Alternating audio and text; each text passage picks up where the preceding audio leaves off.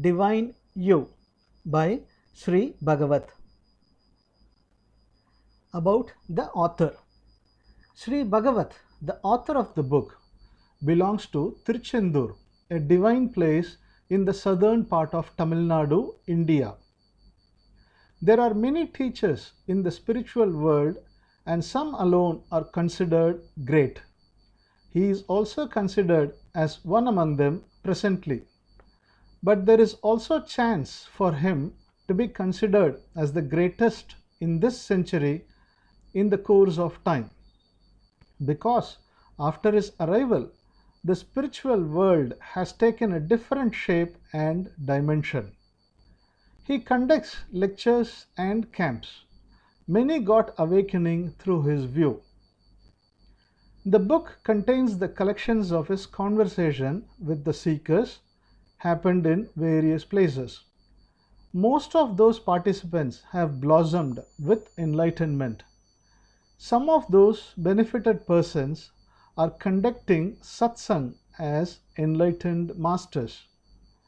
The author himself is conducting satsang for 1 or 2 months in every year at Tiruvannamalai, almost December to February. He does the same throughout the year in various places, mostly in Tamil Nadu state. We are very much thankful to Mr. Sundara Raman, Mumbai, who has translated the book in English from Tamil. By publishers. Chapter 1. Innocent state is our real state. Questioner. Should we always function like a child? Sri Bagavath. When we are children, we live without any problems. As our intellect grows, our problems also grow. In childhood, a basic cognition aspect alone is possessed. On that basic aspect only, we accumulate information one by one. They are recorded as our memories. Only such recorded memories suppress and weaken our childlike quality. Even in the Adam and Eve story, narrated in Christianity, it is stated that both of them had initially childlike state only. Subsequently, upon eating the fruits of the intellect tree, they lost their child state. Only thereafter, they develop distinction between good and bad, likes and dislikes.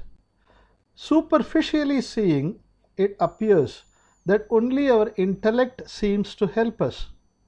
But our true state is in fact the child state only. It is the natural state of our mind. Our thoughts may be helpful for the worldly affairs, but they impair our child state, our fundamental state itself. Only when there is equilibrium there, our thoughts and intellect would yield proper functional results. Without such balancing act, if our intellect completely dominates our child state, our intellect itself turns out to be our enemy. We all have remained children and only thereafter come to the present stage. When we were children, were there any enemies to us? At that point of time, we never had anyone in the unwanted category. Only at the intellectually grown up stage, we find that cherished, unwanted, etc. type of people are all formed in our life. The power to discriminate as good or bad, likable or distasteful, etc., are all produced only by our intellect. If our intellectual aspect is under our control, to that extent our natural child state is not impaired. Always we are poised in our natural state only. Intellect alone dominates our natural state. It is our duty to ensure that it is not overwhelmed in such a manner. What should we do to prevent such domination? We speak of Nyana, Enlightenment. It signifies only an intellectually enlightened state, but in fact, it does not denote glorification of an intellectual state. In contrary, it refers to our mental acceptance of total inability of our intellect. In that state, our intellect abandons the adamant attitude, I only will do it. As our obstinacy keeps reducing, the state of our innocent quality keeps raising. At the state of reduced obstinacy, intellect operates as a tool. When obstinacy dominates, our intellect functions as a karta, controller. When intellect functions as a karta, it projects only itself. This is what I want. This I don't want. I like this. I don't like this, etc. In these ways, it forges its obstinacy. We need not bring in our child state. It is always with us as a natural state. When we loosen up our obstinacy, it automatically surfaces to forefront. Questioner. Why everyone is not bestowed with equal intellect? The society has grown up only with the intellect. If we deny intellect, the social development would shrink. Sri. I never advocate denial of intellect. I am suggesting only negation of obstinacy. Only obstinacy brings in a sort of violent nature. Questioner. Why intellect is found to be different in nature from one individual to another? Sri. It is not possible for everyone to possess similar intellect. It is also not necessary. A doctor may not have the intellect of an engineer. The intellect needed of an engineer will not be with the doctor. Intellect is not the problem here. It may be present more in degree or less also. The real problem is only our obstinacy. Innocence should only play a predominant role. Intellect should function only as a part of it. But the existing situation here is altogether different. On the one side, obstinacy alone performs, and on the other, intellect operates alone. The innocent state is altogether missing. Only when you remain poised in this child state and perform with your intellect, it is called as a balanced state.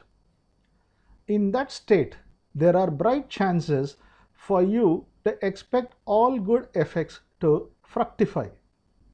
Questioner. Problems keep coming to us. We are unable to remain in child state and refrain from thinking anything and keep ourselves away from problems. Sri. To be a child is only mentally. It doesn't denote that you have to stay away stating that you don't know anything. In fact, you tend to become a knowledgeable child. The characteristics of a jnani, enlightened one, are only stated as such. Child remains as a child due to ignorance. Jnani remains as an intelligent child. As regards a common man, instead of child state, craftiness prevails more. Therefore, there is a tendency to forge self in every situation. Questioner. World over, in this manner, craftiness, cunningness, etc. are prevalent. How do we rectify them? Sri. The world is not under our control. As such, it is not possible to rectify the world.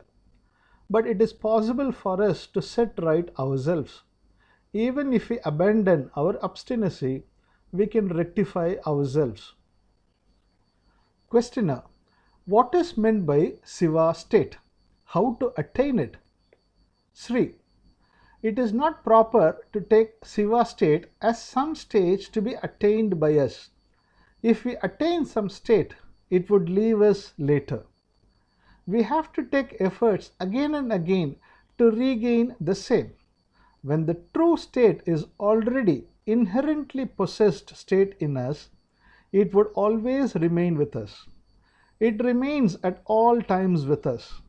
We call it in our language indicated as uncontaminated innocence. Right from our birth, it continues to remain with us, but it is hidden by our intellect. There is no effort needed to attain it. It is enough if we merely recognize its presence. If we question as to which is an impediment to find out that state, it will be clear that only our intellect is found to impede such a finding. Our own intellect tries to find out something alien to itself. It imagines existence of something alien to itself. When we search something imaginary during such efforts, we may perhaps find something of that sort too. Only after getting hold of such finding, we realize that it wasn't the thing that we have been searching for. If we really know what we are searching, unnecessary search would cease. Questioner: should we not implement what we have understood and bring it by way of experience? Sri: the path we are showing is all paths are erroneous, and hence abandon all these paths, if you call our approach as a path. We are not hinting any path at all, showing a particular path. Go in this route and attain something. We are only showing that all paths are only erroneous. If you abandon all paths, where would you remain to be? Without anywhere to go to, you would be stuck at a place where you had originally been. In fact, I am not showing a route for any attainment, but only to abandon. Questioner: what is the use out of it? Sri: when you are asking about the benefit, it is obvious that there is some hiccup in your mind about attaining something. But what we are telling you is to discover for yourself that there is nothing to attain. You have taken a ticket to Chennai and boarded a bus. They tell that this bus doesn't go to Chennai. Won't you alight from that bus? Certainly you would not continue your journey in that bus. The moment you discover that there is nothing to attain, your mind would reach a standstill point. Chapter 2: how to accomplish the aim of birth. Questioner: what should be done to accomplish the aim of birth?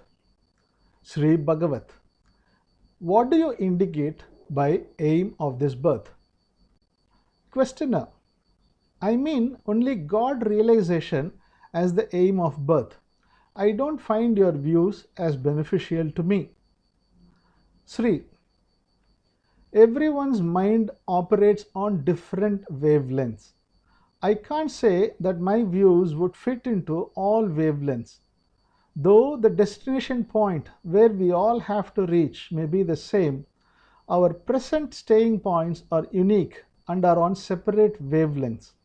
In order to arrive from where we are located, the paths also should be different. Questioner: can there be differences in divinity feeling? Sri: you may imagine something in the name of godliness. You may even painstakingly attain such a thing. But any such attainment is not a real godliness at all. It is nothing but a feeling created out of your own efforts. Till such time you attain such feeling, it would appear to be a humongous feeling. Only after attaining it, you would realize that it is not the feeling that you have to attain. Only thereafter you would think how much we have toiled for this type of a feeling. But if we had understood about it before attaining it, initially itself we would never have indulged in such a search at all. If you have stopped the search, your mind will start functioning on its own. You are not operating it. The spontaneously functioning mind tends to cleanse itself automatically. When we operate our mind, it cannot purify itself. It would rather complicate itself. Questioner: should we function as witness? Sri: when we speak of witness state, we create a status and state for ourselves, don't we? There is no need to function in such a witness state for us. We have many weapons on hand to reform our mind. One of them is only the functioning as witness attitude. None of these weapons can regulate our mind. Only when we abandon all the weapons and act free of them, our mind cleanses itself. When we trigger weapons, our mind turns more subtle so as to confront them with a view to retain itself. At a state when we don't indulge into anything, our mind purifies itself. Questioner: we realize that we have realized. Nevertheless, the realization gets postponed. This too is realized. What should we do? Whenever we realize, it is great, but it is not perennial. Why? Sri: we don't say that we have understood just for the sake of saying. We have told that we have understood only based upon our own reaction. Nevertheless, we don't have a sense of fulfillment. We are used to keep everything in the measurement of experience. Further, another of our habit is to expect a permanency in good experiences. We have a thinking mode that it should operate within our control. Therefore, we offer the same grade to our understanding that we have been offering to experiences. But experience is different. Understanding is different. Understanding implies once understood, it's understood forever. It can't be called as not understood at a later stage. As our mind has created a doubt whether we haven't understood, subsequently the doubt also inch by inch starts getting strengthened. Just because we have understood, we cannot bring all our experiences under our control. When we confront some unwanted experiences, whether we have not understood properly, if we had understood properly, we should not have had this type of feelings. On these lines, we should not underestimate our understanding. If our entire nature qualities have to radically change, it would require some more period of time. Some qualities till end may be essentially needed by us as basic qualities. We would have branded some of our natural qualities as bad. We would have decided not to give scope for rise of anger. But in our life, there would have also been need to get angry. Therefore, we cannot call any quality as unwanted one. When there is need to get afraid, fear is also an essential feeling. In course of time, all our feelings would come within a boundary control threshold. But if we anticipate such a control mechanism and rather demand for it, that itself would bring in all the problems. Even the intention of this question is founded on an expectation of a permanency and psychological superior state. Anticipation of a superior state in understanding is nothing but expecting a superior psychological state. Whatever be the expectation, it is not right. The right thing to do is to accept what exists without expectation, to accept it as it is. As there is no other choice but to accept it, in that eventual stage only we accept it. We have not chosen it as a rightful choice. Questioner: does it not amount to catching hold of pain and anguish in our own hands? Sri: it seems to be so, but we have to take it in such a manner only. But we don't advocate this to mean that we have to keep and protect it. Whatever is inherent in our nature will certainly bound to manifest itself. We have to deem that it is manifesting in such a manner. Questioner: but knowingly or unknowingly we confront with them. This is the problem? Sri: yes, it is so. It should not be so. A good state should prevail. Such expectation only brings in problem. When we are in the grips of fear or sorrow, a thought to get out of that is also triggered involuntarily. If anything happens involuntarily, we are not responsible for the same. When we consciously try to escape, only then it is wrong. Reaction to reaction may happen without our awareness. There is nothing wrong in it. Understanding is only to discover that there is nothing for us to do. With that, our understanding is over. Just because some hiccup happened to us, there is no need to confuse ourselves that our understanding is also questionable. Whatever it is, it would take some time to attain sustainable stability. Questioner: after understanding, some people tell that they are facing a lackadaisical attitude and boredom. I too feel a deep lack of concern. Why does it happen? Sri: whatever we have discovered with regard to our inner world, that we have nothing to do there, it tends to reflect in our external affairs too. When the future itself loses its importance, such a state of boredom tends to set in. Questioner: in a state where there is nothing to attain, a humongous void seems to set in us. Sri: to the extent we remain confirmed that there is nothing to be done in our mental realm, to that extent, when we show interest in external affairs, there is an opportunity for balancing our inner and outer domains. Only if there is something available to do externally, our mind comes forward to generate the necessary inspiration and vigor. There is no need for us to make efforts to bring in vigor. When there are many activities waiting in the outer world, the corresponding vigor springs out spontaneously from us. Questioner: to understand that there is nothing to be done by us in our mental realm, is it the Nyana? Sri: yes, to realize it in such a manner, we call it as understanding.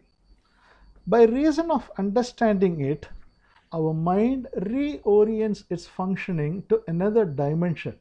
We call it as a state of liberation. Questioner: the thoughts that arise when we engage in business tend to occur in us even when we take rest. Sri: we should not bother and let it come and go on its own. Questioner: is liberated state the highest state? What state it is? Is there any state superior to it? Sri: it can be taken as a state, but in fact it is not a state. It is a non-resisting attitude wherein everything is acceptable with ease. Questioner: Ramana Maharishi talks about small I and big I. Can we deem the pravagam, the flowing of feelings propounded by you, as the big I? Sri: it can be taken accordingly. Questioner: does it appear that the state in which you are poised now is the final state? Is there anything to be attained higher than this? Sri: it appears that this is the final state. Everything is flowing like a river. There is no final point for this perennial flow. Questioner: how did you discover this? If you can tell us the path through which you have reached this state, it would be helpful to us. Did you undergo step-by-step change to reach total modification, or was it an instant complete transformation? Or was it some other way of transformation?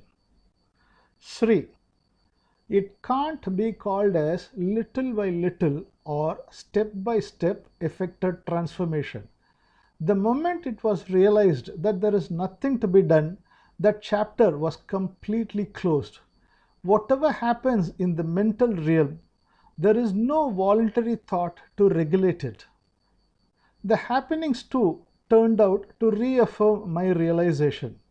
There wasn't any situation or happening to indicate any opposite viewpoint. I had no such problem of not having anything to do in the external world. Since I had undertaken the task of conveying what I had learnt to others earnestly on my hands, I found the external world also as an important one. Therefore, I did not face any sense of disinterest. Ere there are actions, fronts warranting enthusiastic hands, in my view, the external world is wide open. The dictum not to engage in any activity both in the inner mental realm as well as the external world is applicable only to the sannyasis, ascetics who have renounced everything. There is a specific stipulation for them not to stay in a place beyond 3 days. Therefore, their entire life is modified into a lively stream. In the process, they tend to pass through a new environment on most of the days. But in our life, we have to face the same surrounding again and again. When there is nothing special to achieve in the external world, there is a chance for a sort of apathy and lackadaisical attitude to set in us. So long as there was a portrait of something humongous in our inner realm and a state in which we were poised to achieve it, that search itself was keeping us sufficiently enthused. When we have realized the truth that there is nothing to attain in our inner mental realm, the relative enthusiasm also leaves us. It strikes that the consequent void can, to some extent, be compensated by engaging in the external worldly affairs. As far as I am concerned, the moment I came to the conclusion that there is no need to do anything with regard to the inner realm, I felt a great peace, as if I had offloaded a huge weight. Questioner: if I allow all thoughts to run on their own course, how to carry out my actions? What is my karma here? Sri: if we want to perform something for our family or the society, we adopt such desirous thought and accordingly involve ourselves into such action.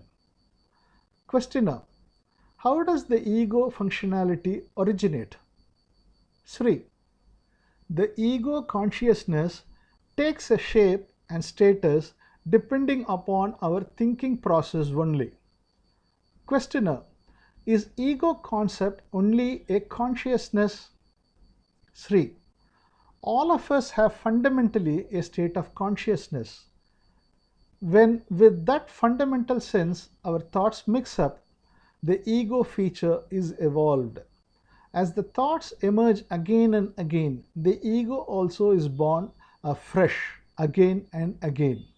At every point of time, the experience of ego is poised in a unique way. At one stage, it is formed as a happy ego, at another point, a sad ego. In this manner, it is sequenced in various types of egos. The thinking that I should get out of my sorrow is comparable to a man desiring to change into another man.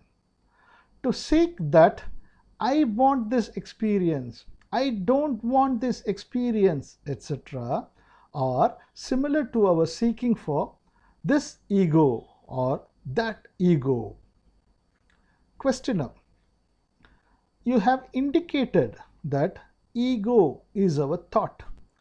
In case I have got understanding, does it mean that only my thought process has gained such understanding? Sri: we have to take it only in that manner. What we call as thinking is nothing but a manifestation of the intellectual aspect of our mind. Realization or understanding occurs only in the mind. It does not happen in the soul, which is the base for the mind. Questioner: who knows that the understanding materializes? Sri: it happens only to the mind. Questioner: does the mind denote conscious state? Sri: consciousness, soul, etc. are foundation for the mind, but they are not the mind. Movie picture runs on the screen. Screen is the state of consciousness. Our mind is the picture visible therein. Questioner: on these two, where does the understanding take place? It is on our consciousness or in the mind? Sri: there is no mind without conscious state. There is no picture without screen. Even then, we have to take into account only the picture. That is, we have to take into account only the mind. Understanding happens only in the picture. Understanding happens only in the intellectual aspect of our mind. Chapter 3. Will intellectual understanding alone suffice? Questioner: will mere intellectual understanding be sufficient? Sri Bagavath: that is, as per our view, even if one understands the viewpoint of what is meant by Nyana, enlightenment, it would mean that he has attained Nyana, enlightenment. In other words, our opinion is mere intellectual understanding alone would be sufficient. There is an approach on the lines of conscious understanding. The traditional approach advocated since ages is first to understand intellectually and thereafter to realize it consciously. But as far as we are concerned, it would be enough if we understand intellectually. Questioner: how can an intellectual understanding alone be enough?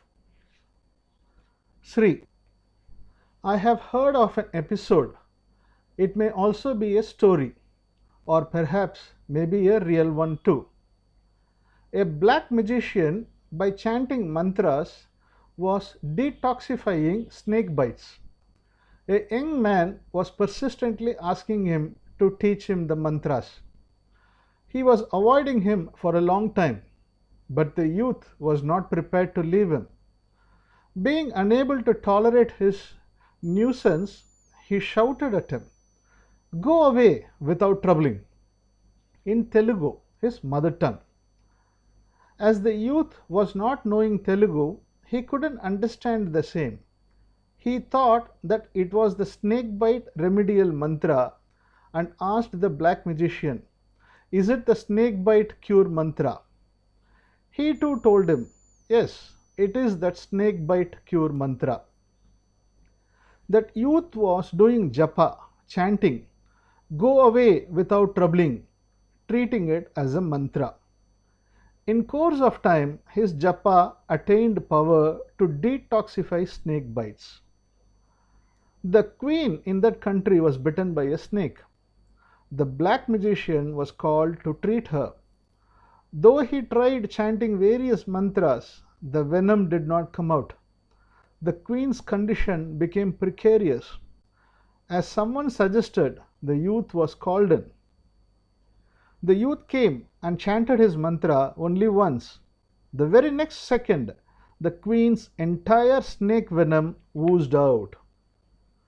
Here, more than the mantra, the youth's sense of faith is found to be more important.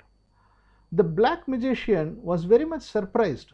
He thought that he would have learnt from someone else due to his refusal to teach him earlier. Asked him, "From whom did you learn this mantra?" The youth also told that he learnt it from him. The black magician was stunned and asked him to repeat the mantra taught by him. The youth told him the mantra he learned from him. "Go away without troubling." Here only the faith has worked. When we say that we have understood, it will work. But if we place an opposite view, the understanding won't work. After our understanding, if we think that we haven't understood or we have to understand little more deeply, our understanding is weakened. We should get satisfied that this is what we have to understand. We should not underestimate our understanding. Upon our realization that this is the understanding, our mind should also echo that this is the understanding. Though it is only an intellectual understanding, there is a transformation in our inner realm. But what is in our hand is only such an intellectual understanding. Only if we thrust inside us another view or conclusion contrary to such understanding, our understanding gets weakened.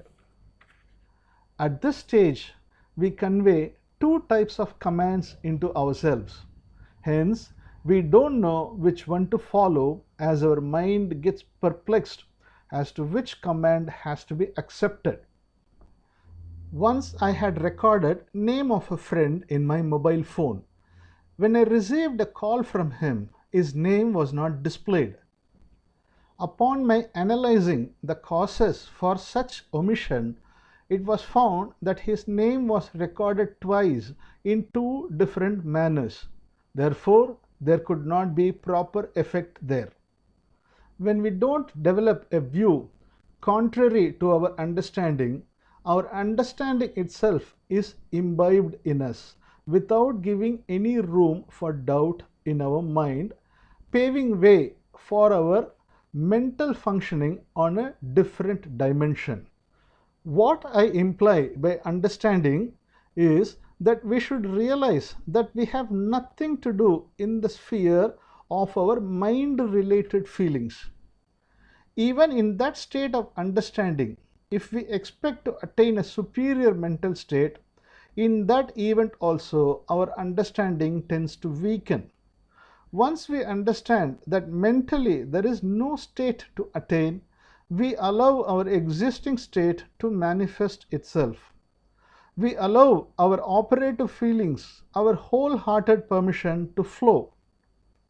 When we give such permission, our mind doesn't take a double state. It becomes conducive to join with whatever exists there in whichever form it is. If it doesn't remain so, it goes into a fighting mode, urging to transform something or the other. Questioner: should we again and again resolve our understanding? Sri: when it comes to resolution, there too an effort, a destination, a goal, etc. are formed. Therefore, there is no need for resolution. But we have been using resolution for many of our activities. We have also been used to giving self-command to ourselves. In this manner, at times, out of our habit, we tend to take resolutions involuntarily. We tend to repeat to ourselves that we have nothing to do. We have to treat this also as an involuntary action. There is no need to resolve consciously in that manner. Questioner: is there no work for will? Sri: yes. As far as mind-oriented happenings are concerned, there is no chance for free will, willful action. All happenings in the mind have to take place only on their own course. In case we have willfully done something without our deliberation, we should treat that also as an involuntary action. The moment we realize that we have done it involuntarily, we are relieved out of such unintended action. Even after getting out of the loop, if we apply ourselves with a deliberate attitude that it is right and perform our action, then only it would amount to willful action. Questioner: only while performing in that manner we give life to our thought. Is it not, Ayya? Sri: yes, if it has been revived in that manner, such function would have weakened on its own. Questioner: when it comes only to the worldly affairs, taking our feelings on our hands and giving life to them would be essential to carry out such worldly affairs. Is it not, Ayya? Sri: yes, it is so. As far as the worldly affairs are concerned, by reviving our necessary feelings, we can execute those affairs in an excellent and required manner. When we face an impediment in our action or in our avocation, we get a feeling of psychological tension. By accepting such tension and only by utilizing it, we make efforts to free ourselves from those impediments. In case we don't get any tension on facing impediments, there is a possibility that we may accept such impediment and may not even make efforts to rehabilitate our avocation. Hence, it is of paramount importance to hold our necessary feelings pertaining to worldly affairs on our hands. Questioner: only out of that habit we also tend to attempt to regulate our mind. Is it not so, Ayya? Sri: mentally, when we get fear or sorrow, we should not indulge in efforts to regulate such mental process, which alone is incorrect. Questioner: we are somewhat baffled by the concept of putting in effort only externally, but not to offer any effort internally. Sri: for external affairs, we take efforts unintentionally. We realize subsequently that we have been taking efforts for such external affairs unknowingly. Even after such a realization, when it happens to be such an external affair, it would be appropriate for us to engage ourselves in the action willfully with the wish and full consent of our mind. But with regard to the inner realm, it is all right if we attempt to regulate ourselves unconsciously. But if we try to regulate our mental feelings willfully, then it would be wrongful. Questioner: when some bad feelings crop up in our mind, some reaction arises therein. Should we not rectify the same? Sri: when we have discovered that there is no need to do anything in that regard, we won't do anything in connection with that feeling. Every second, some sort of feeling, depending upon our circumstances, is bound to keep arising. So long as we don't do anything in relation to it, it will go on its own path and disappear. Mind-oriented pain, sensation, or feelings of sorrow, when you don't meddle with them in any way, they would leave you and vanish faster. Only when you do something, it gets further delayed. Questioner: you're telling that it gets delayed when we try to remove it willfully. Can you clarify the same with an example? Sri: a friend in Madurai had a problem. He was working in an office. A formal meeting was held for all the officials. All the officials have assembled before the head official. When the meeting was in progress, the mobile phone of this friend started ringing as someone had called him. He had immediately stopped the mobile phone. Therefore, the head official had got angry upon him. How can you attend the meeting without stopping your mobile phone? So saying, he had transferred him to another place. From that period onwards, this friend was mentally disheartened and struggled to sleep. Seeking a solution for this issue, he has sent message through another friend. Now the problem before him is external in nature. He has erroneously failed to disconnect his mobile phone. It is not a fault worthy of punishment. It could have been stopped with a warning, but a punishment has been meted out. Therefore, the friend has taken it seriously that he has been victimized. Whenever he thought about it, he felt his mind was boiling inside. For him, there is recourse of appeal to higher authorities, citing the punishment was harsh and pray for relief. His indulgence into such efforts would also relate to his external action. He can take necessary steps wholeheartedly by all means. But the mental turmoil he has been undergoing is of another type. It is through and through related to his mind. Whenever he thought that the incident was injustice meted out to him, it automatically inflicted mental pain on him. That thought, without his knowledge, has been coming in series of waves. If the thought is triggered without his knowledge, it would lose its velocity bit by bit. If he has been getting the thought every 5 minutes, if he leaves it on its own course, it may come and go only once in a while. After some period of time, the thought may cease to appear at all. But when we recognize an automatically generated thought, and in a way of adding fuel to fire, focusing our whole mind, start thinking, yes, how can he take such an action on me? I should not leave him, on these lines.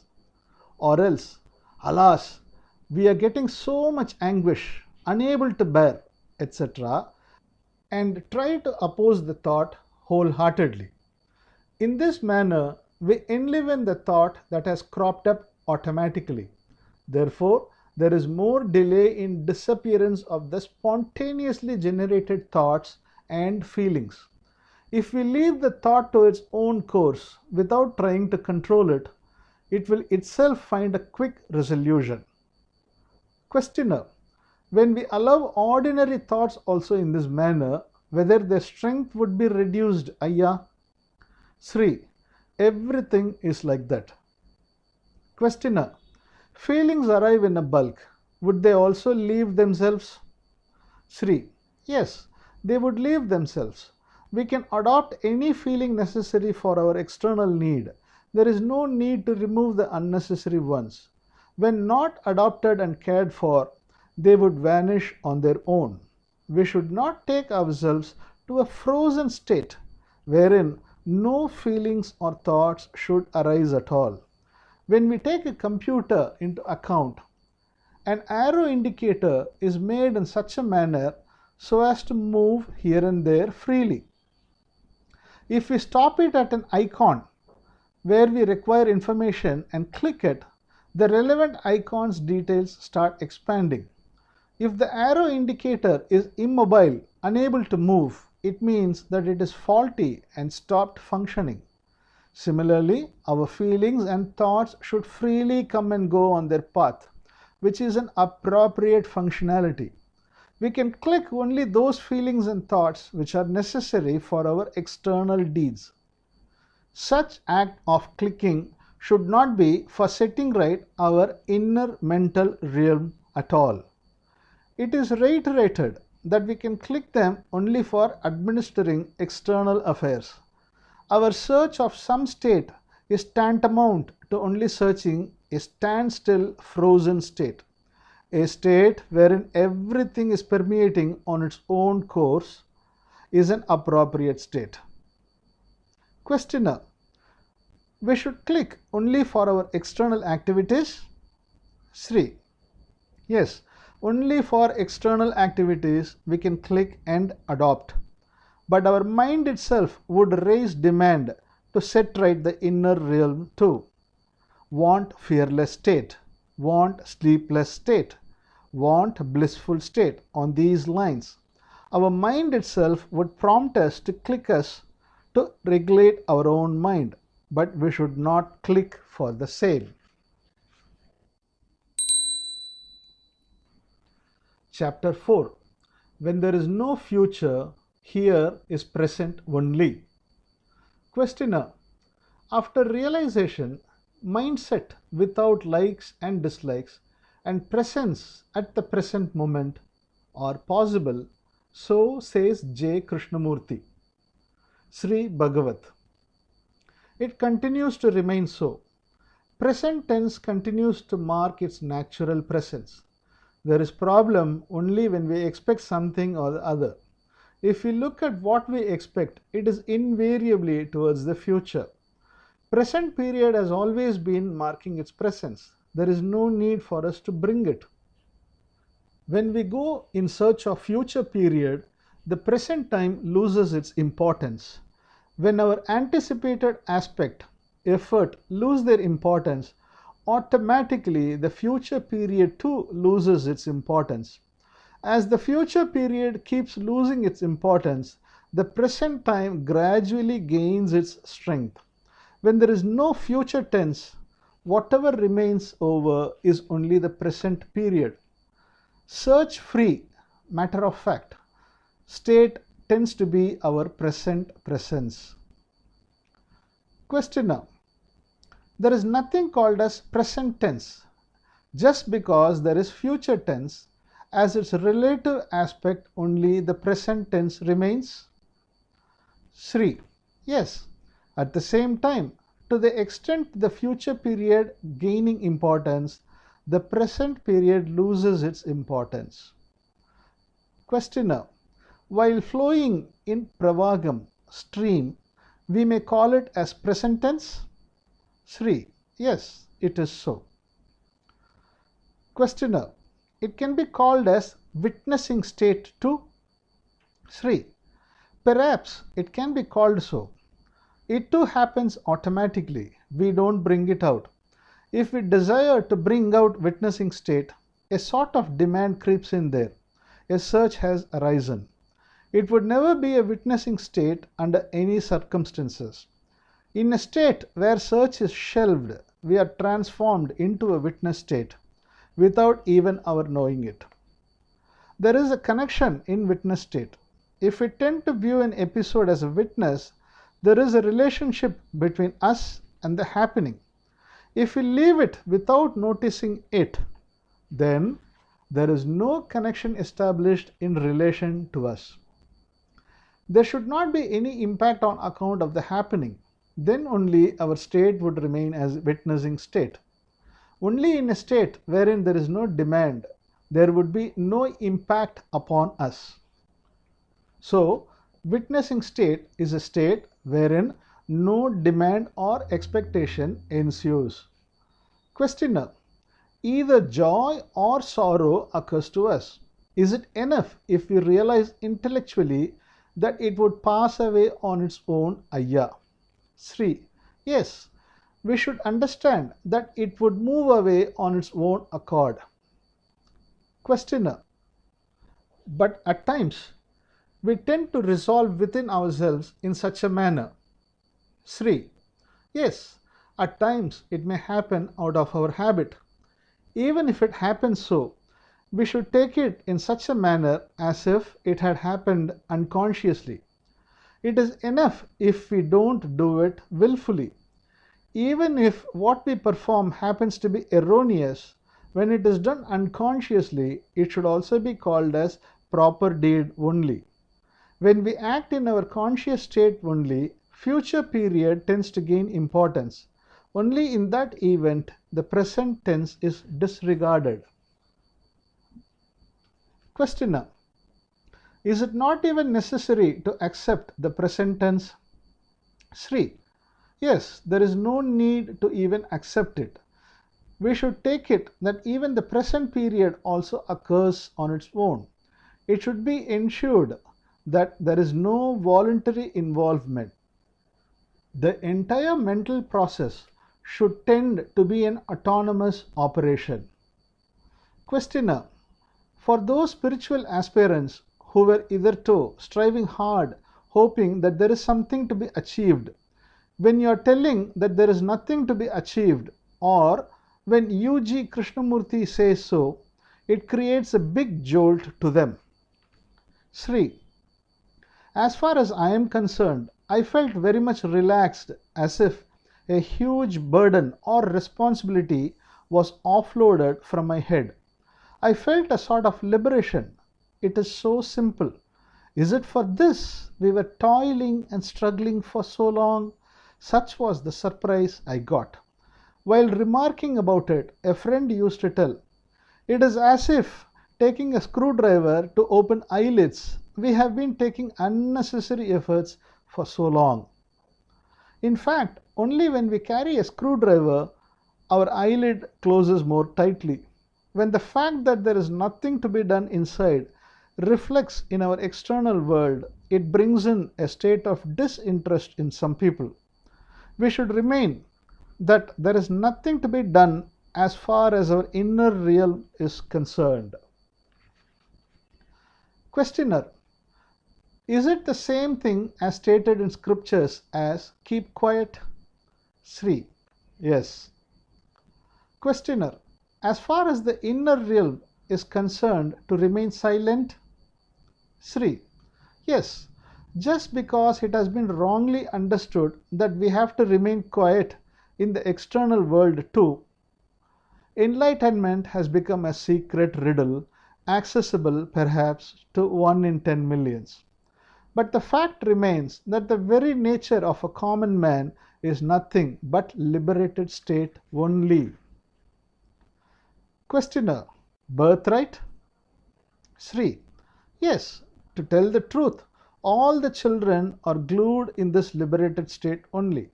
As the knowledge adds up, it changes later. It is only their intellect which creates a state of individuality for them and a separate identity too. The same intellect at a later stage, when it realizes its incapability in toto, we once again revert back to our starting point of child state. Questioner, can it be told that the big I proclaimed by the Ramana Maharishi is the pravagam, the flowing like stream? Sri, only according to the scriptures the concept of big I is postulated. When viewed from our practical experience, only the small I alone is there. It alone connects with the pravagam. It is only the small I which transforms into pravagam. The small I alone flows. Questioner, we are involved into meditation since long. It is rather perplexing to think of stopping it. Sri, meditation is nothing but tuning of the mind, shaping the mind. While doing so, results follow. Hence, different experience states emerge. But we develop a sort of affinity for elongation of such experiences to us. When we acquire some power out of such meditation, we derive a satisfaction as if we have obtained such power in our hands. It's nothing but deriving an external benefit out of this exercise. Perhaps it can be stated that even discovery that there is nothing for us to do is also a type of meditation. But as a result, the meditation itself culminates eventually. The tuning is stopped completely. As far as the inner realm is concerned, if any tuning is warranted, it tends to be only an auto-tuning. Only the manual tuning is unwarranted. In the event of good effects accruing out of meditation, there is nothing wrong in your pursuing the same. Setting aside the seriousness, you may engage in the same sportingly or out of enthusiasm. In the mornings, we go for short walks to stretch our legs, when it tends to be a pleasant experience. If we walk for a purpose or to do an errand job, it would be a cumbersome task. Meditation, when it is done for the sake of meditation only, it is indeed a hail-worthy aspect. Questioner, it can be done for the sake of the mind and body? Sri, yes. If we tune our mind while engaging in external affairs, I will keep my mind unperturbed. It would be feasible only temporarily. It would create a confrontation. Questioner, can we meditate focusing upon our own mental feelings? Sri, even Sri Ramana Maharishi also advises to do so, to meditate upon the feeling of I sense.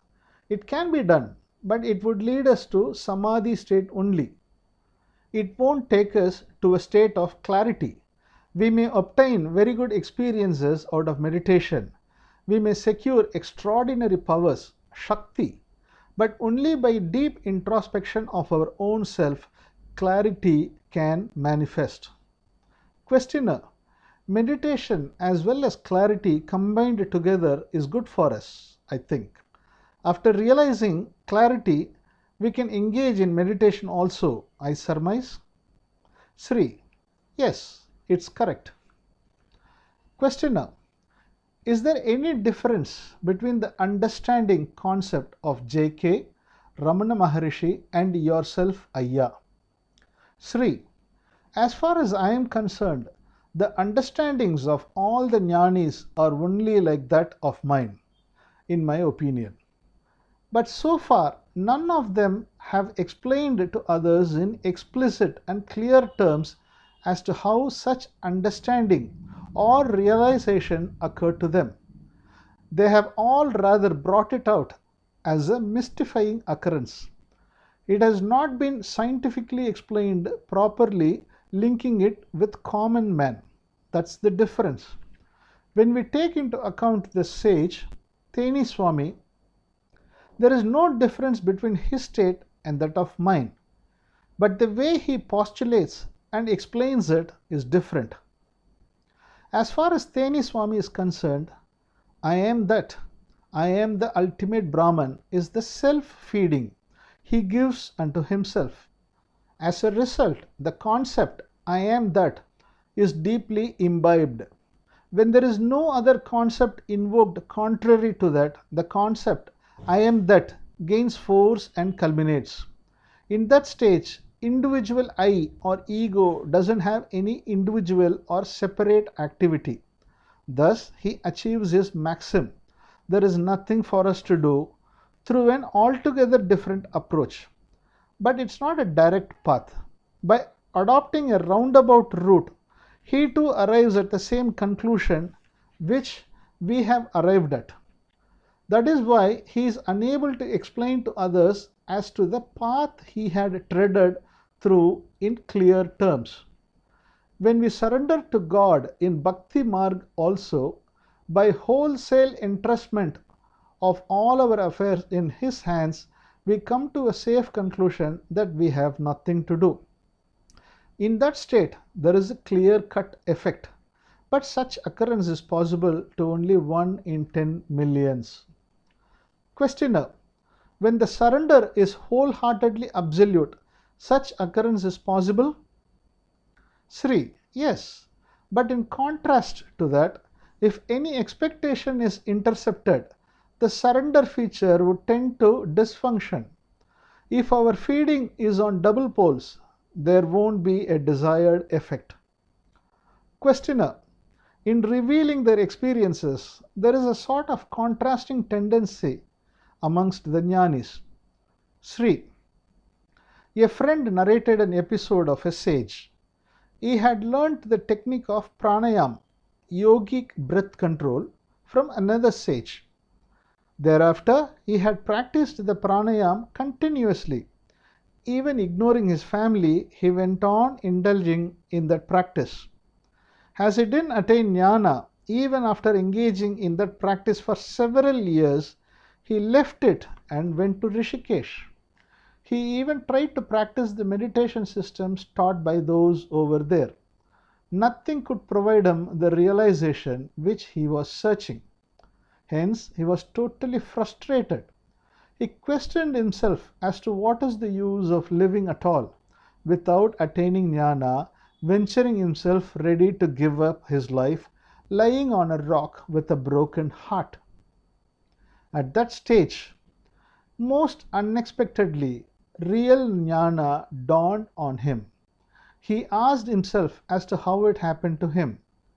As he had practiced only the pranayama for a very long period, he concluded that it alone would have caused the realization and has been communicating accordingly to many people approaching him. In fact, it has occurred at a completely helpless, hapless state only. But without understanding the state, in true perspective, he attributes it as an effect of pranayama performed long before. His mind has imbibed the message, there is nothing to do, a strong feeding by himself unto himself at that helpless condition. That is why the realization has blossomed in him. Questioner: has he not understood intellectually? Sri: he has indeed understood intellectually, but his intellect has indicated that breathing exercise is the cause for his state. It's not a proper understanding, but an understanding after concluding that I am unable to do anything alone can be a proper realization. Questioner: is there no benefit out of breathing exercises? Sri: breathing exercises have certainly many benefits. Good physical health is attained. Mental health can also be achieved. But through this exercise, one cannot understand or reach the proclaimed realization. There is no connection between realization and meditative efforts. Realization or understanding is only the intellectual analysis. Questioner: through exercises, it is not possible to attain Nyana? Sri: yes. Chapter 5: Jivatma, Paramatma, Samadhi. Questioner: in realization, is there no role for investigation of soul? Sri Bagavath: in our field, there is no separate role for soul at all. We have taken into account only the mind. When we dream, we understand ourselves, the various players taking part in the dream according to their roles therein. Till the end of the dream, we never realize ourselves as one who is dreaming, but that is the real state. Similarly, though our soul being the real background field, there does not arise a situation for us to understand the soul. Whatever that is all visible to us are only our mental process. The so-called ego, indicated as small I, as well as our surface mental feeling operations, etc., are only openly visible to us. Only the concept of small I is known to us. The authority to speak on big I vests only with scriptures. Soul, Paramatma, big I. Such proclamations in Shastras cannot be questioned, as they have such prerogatives. Questioner: only for word's sake? Sri: not for word's sake alone. It's the cardinal truth. We should not proclaim cardinal truth. To proclaim so, we don't have any right or authority. If we spell out, it turns out to be an utter lie. The same statement, when made in scriptures, remains as cardinal truth. Questioner: is this pravagam state the same as the spiritual soul state? Sri: yes, while transformed into pravagam stream, our entire state attains an inexplicable magnitude. Ongoing culmination process of all fathomable operations in an endless stream is denoted as pravagam. But to name it as soul and narrate it accordingly is the prerogative of Shastras only. Only it has the privilege of speaking on the three tenses. Thyself is the Brahman, Shastras can proclaim. If we too proclaim on such lines, our statements would also become Shastras. then it too would not be practical truth. Therefore, as far as the practical explanation is concerned, we have to stop our clarification just with small I. We should treat ourselves only as a momentary player arising in a dream. Only in that case it can cease to exist. Soul will never cease to exist. It never pops up, disappears, streams away, etc. Only the small I can come again and again and go with the stream. The ultimate Brahman is unalterable. The dreamer is also an unchangeable entity. We should take only those aspects to be dropped as dreams. We should handle only the practical truths. We have no right to lay our hands on cardinal truth. Only Shastras have the privilege to handle them. At best, we can testify whether our practical truths are within the ambits of Shastras. The Shastras remain as boundary rocks for this purpose. When we think of attaining the ultimate truths proclaimed in Shastras, it creates an expectation and a future tense. Questioner: to affirm, we can seek the help of Shastras?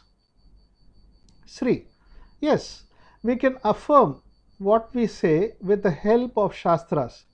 Being a common man, we can also remain as a Jnani. Questioner: are there stages in the Pravagam and its related understanding? Sri: in our own experiences triggered by the understanding effects, we can realize certain culminative changes. We can perceive that certain feelings have lost their intensity. In Pravagam, such types of changes could take place. But as far as we are concerned, we tend to drop all our expectations. That is why it remains as Pravagam. So long as expectation remains, it won't prevail as Pravagam. Questioner: we observe that the thoughts and feelings are coming and going. Is there any way wherein such in and out process may not be there, Ayya? Many vehicles travel on the road up and down, but the road remains as it is. Is there anything like that? At times it strikes that there is something which remains constant. Sri: in Shastras, by repeated utterances of soul, Brahman, unswerving object, a sort of habitual image has been deep rooted in us. Therefore, we tend to get such an imagination. When we flow without permanency on a stream, we ourselves transform into an endless movement. Therefore, our own existence itself turns into a blissful, ceaseless eternity. Questioner: when it is spelt out unswerving, a state of swerving is indicated. Sri: yes, like Teni Swami, some people, by giving importance to unswerving state, have attained good state, but it won't help all the people. Questioner: Ayya, it seems that you are always opposed to Samadhi state. Sri: Samadhi is connected with meditation process. Questioner: in Patanjali Yoga, Samadhi is stated as the ultimate complete state. Sri: I don't have a clear opinion on that. Nevertheless, it doesn't appear that he has told such a view on Nyana. Such Samadhi state may also be a complete state, but only when we get realization, understanding, we can get a final solution. While staying in Samadhi state, it may perhaps be a good state. Questioner: is it also a maintained state only? Sri: yes. Questioner: is it also subject to changes? Sri: yes. Just like going to sleep and then waking up. Sri Ramana Maharishi has also stated about it at many places. Upon dissolution of Samadhi, he has stated that average experiences again tend to crop up. The Shastras have proclaimed in many places that only by investigation and realization we can attain ultimate liberation. Questioner: J.K. told that he had no thoughts throughout while walking over 6 miles. It creates an amazement in us, but only when we notice it carefully, it transpires that he too had flow of thoughts, in and out at other times. If there is an unswerving state, it appears that it could only be our maintained state. Sri: Yes, whatever it is, it would be appropriate only if it is come easy, go easy process. That is why we have given it a name of pravagam.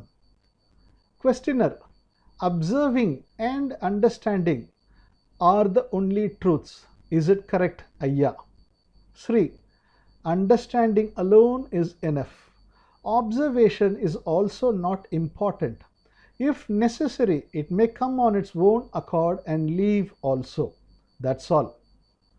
Questioner: So, even when J.K. utters attention, he doesn't hint at deliberate effort, but we only understand or rather misunderstand his utterance something akin to effort.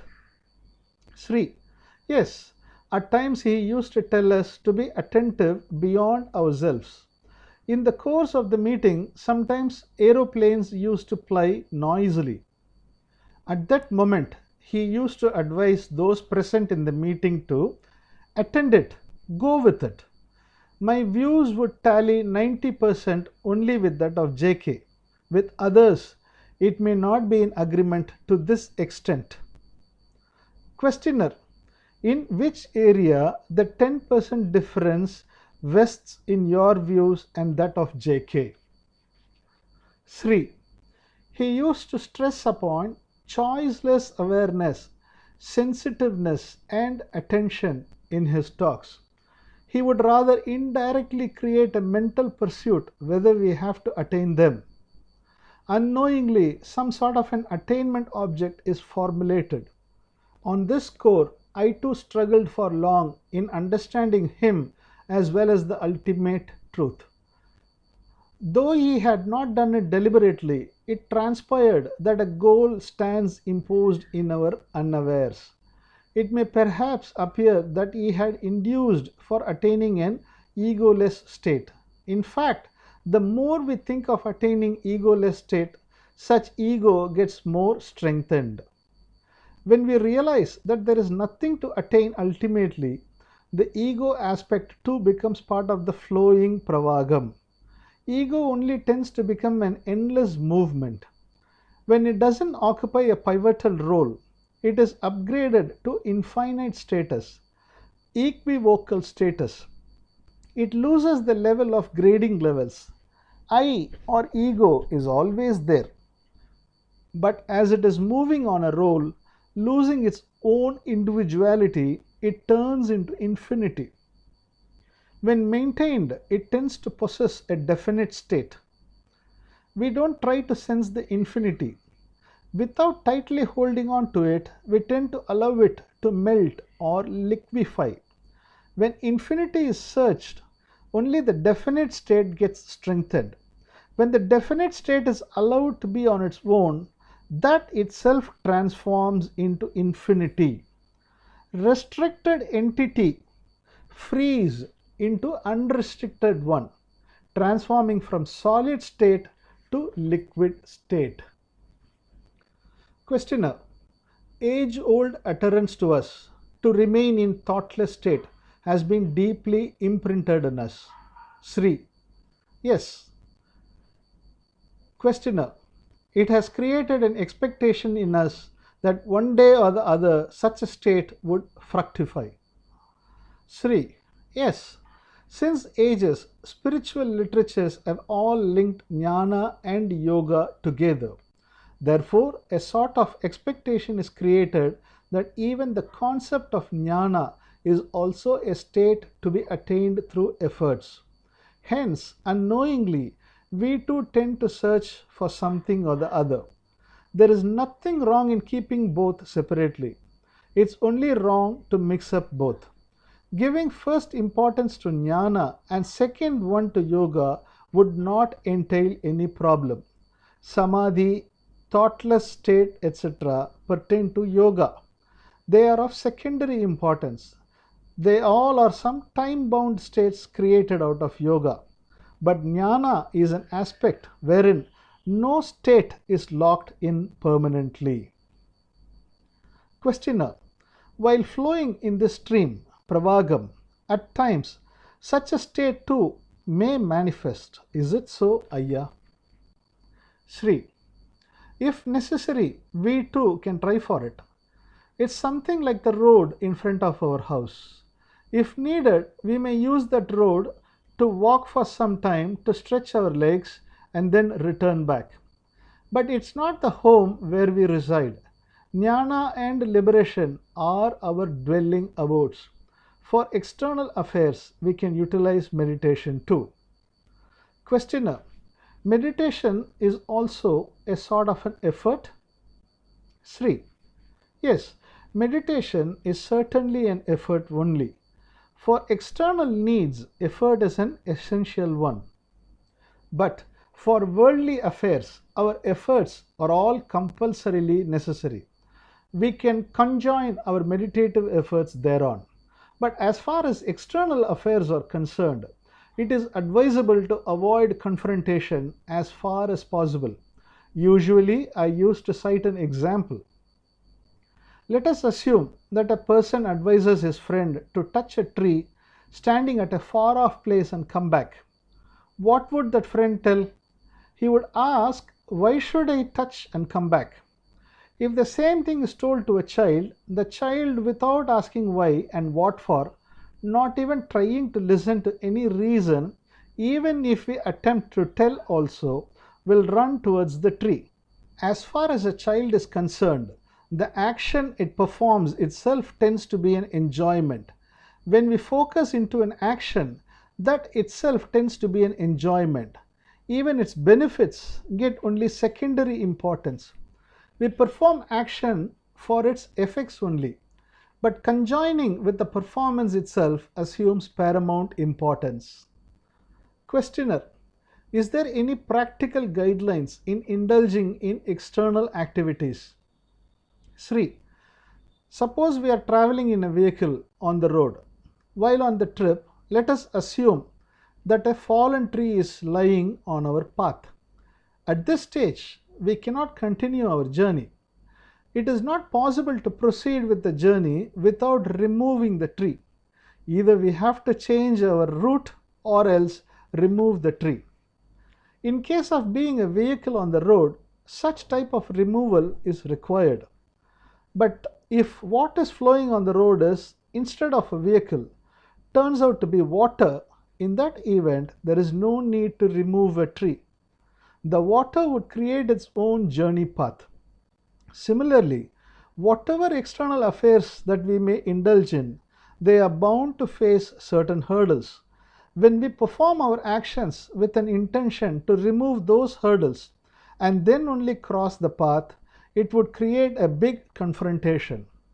When we stay in a liquid state and try to cross the obstacles, we would be able to handle external affairs too without any confrontation.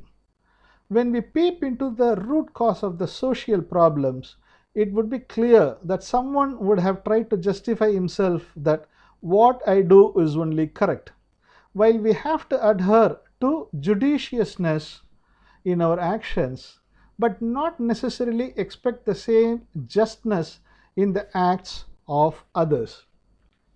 We should rather take it on the face value that they have acted in such a just manner. With such an approach only, we can tide over the same. Any attempt on our part to set them right would be tantamount to strenuous efforts to remove the fallen tree only. Only when we perform in a confrontation-free state, our journey tends to be smooth. Questioner: worldly affairs can be progressively executed only through our efforts. Utilizing tools such as yoga for external activities, we can adopt the views of J.K. and such others for intellectual realization. Sri, it's right. We can adopt like that. We can even create certain rare powers through our mind in order to heal some of our physical ailments too. Though our mind is rather a controversial field, certain extraordinary powers are also inherent in it. With the help of meditation, we can even set right mental waves to some extent, but we cannot bring in a permanent mental resolution through the same. Enduring resolve is possible only through realization, by means of understanding.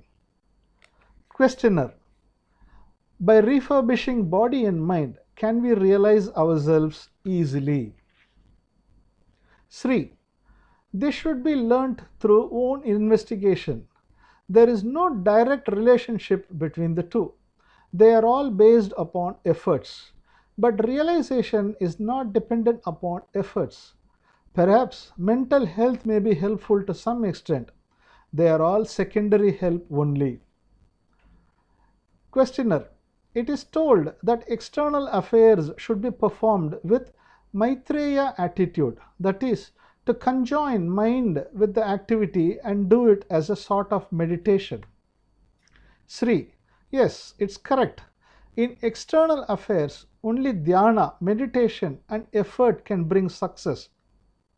As far as worldly affairs are concerned, 100% efforts are essential. As regards the inner realms, 100% effortless state is necessary. This is the proper practice. Chapter 6. Which is the highest ultimate? Questioner: which is the highest ultimate in your opinion? Sri Bagavath: in my opinion, there is nothing that could be called as highest ultimate. If we wholeheartedly accept whatever state we are in, that is the ultimately highest state. The state you are poised in is the highest state. If you think that there is a superior Buddha state above this state and show interest thereon, it means that you have neglected yourself. Questioner: do you mean to advocate against planning, stating that there is no goalpost to be attained at all? Sri: when you contemplate on something to be attained, another step is constructed. If not, whatever step you had already taken would be your last step. But we have to abandon the idea that there is something beyond this. In case of any such thing, it would be related to yogas. There only we can attain some experiences, siddhis, occult powers, and certain states. We cannot compare them with this liberation. Questioner: perhaps they may distinguish us from others. Sri: distinguish us. It would be okay if they are useful either physically or in worldly matters. Otherwise, there is no real benefit accruing therefrom. By climbing the 7th floor, we can view the next street or areas beyond that, but not to see ourselves or to look at the sky. There is no need to go to the 7th floor. We can look at ourselves by staying where we are. If I say that I am going to the 7th floor to look at myself, it is meaningless. Questioner: every one of us is engaged in every field. Everyone has his own nature. We act only according to our own nature. Here, we certainly do need mental purity. Sri: when we accept ourselves in the way we are, mental purity takes place on its own accord. We need not invite it. Without our craving for it, it's a natural happening. Without our conscious thinking process to modify ourselves, natural uncontaminated state manifests itself. Questioner: do you mean to say that instinct should not come down? Sri: you are imagining one concept or the other, such as instinct. Even if you are in a bad feeling, that alone tends to be a good feeling. Suppose you are in a despicable feeling, even it is also a good feeling only. There is no feeling better than an existing feeling. Questioner: existing? Sri: by not rejecting existing one, not seeking something else, you reach a state of acceptance of the existence. By not imagining anything contrary to that, you have to accept what exists. In the process, you tend not to reject yourself, but reach a stage of accepting yourself. Questioner: I am engaged in diamonds business. At times, while being occupied in business, thoughts are running in me unawares. Some sort of thoughts, example, whether any diseases are there in the body, etc., occur. Hence, I get some sort of mental turmoil too. What to do with such types of thoughts emanating? Sri: let us assume that you are writing a book of accounts. At that time, many thoughts crop up unconsciously in your mind. It may perhaps pertain to yesterday's episode also. When such thoughts arise, your attention is diverted from the accounts that you are working upon and drawn towards that thought. But suddenly you regain your self consciousness. You realize that your attention has been unconsciously entangled into such and such thoughts. The very moment you realize it, you are relieved from the influence of the thought. The unconsciously triggered thoughts have all reached a stage of closure. Perhaps even your thoughts could have been important too. Suppose you are going abroad tomorrow. Assume that the thoughts that have occurred to you relate to the trip. Though the thoughts have emanated unconsciously, when they have come to your surface mind, there is no compulsion that the thought has got to cease, because you may wholeheartedly desire those thoughts and choose to voluntarily pursue them. Only when you pursue any thought willingly, and only in that event, you have to stop that thought on your own accord. Otherwise, spontaneously emanating thoughts, the moment you identify them, disappear on their own. Though the thoughts arise spontaneously, if we show interest and involvement on them, then only they seize us. Let your thoughts come on their own. Don't give life to them. Questioner: if we leave those thoughts just like that, will it not affect our health? Sri: it won't create any health impact. If you believe such thought, if you wholeheartedly recognize it and suspect whether you have any disease, that belief could affect the health. If you don't give recognition to the thoughts that emanate unconsciously, there won't be any such impact. Questioner: some don't know that they have sugar problem. They may even behave as if they are healthy. Upon tests and knowing the disease, they lose their health. Why does it happen so? Sri: till the tests are done, they don't have any thought about that. Upon performing tests on knowing the disease, their thought is centered on that. Though the thought arises on its own, even upon our identifying, it doesn't leave us. We take them as thoughts meant to caution us and important to us, to regulate us. In one way or the other, we tend to attach importance to those thoughts. Hence, they bring a sense of fear in us.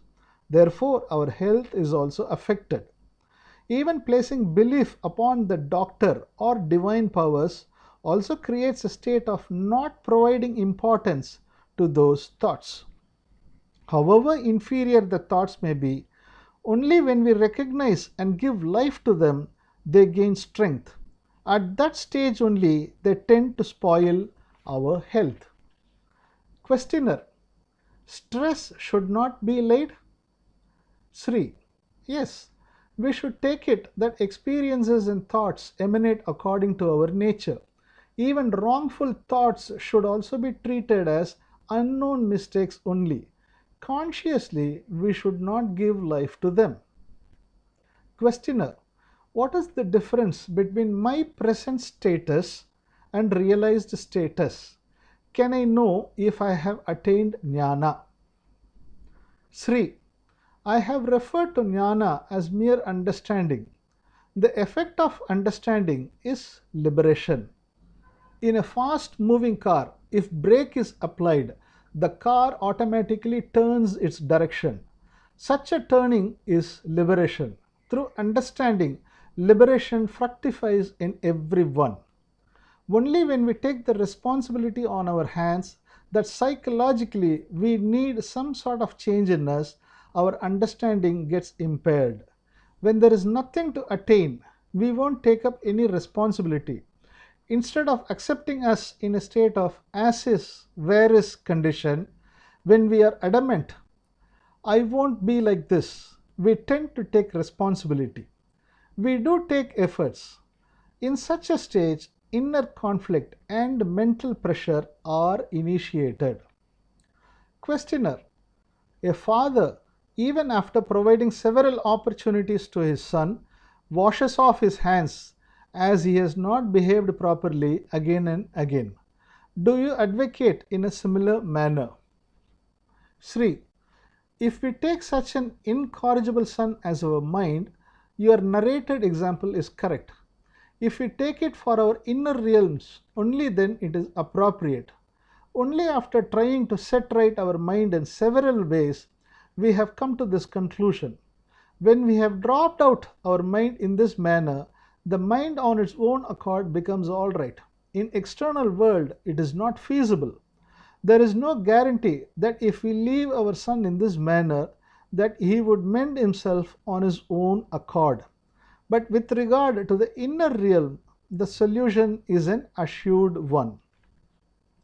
Questioner: in your book, you have stated that the understanding of Nyana realization, once occurred to us, will never leave us at any time. But now you are hinting that there is a possibility for our realization to fade away.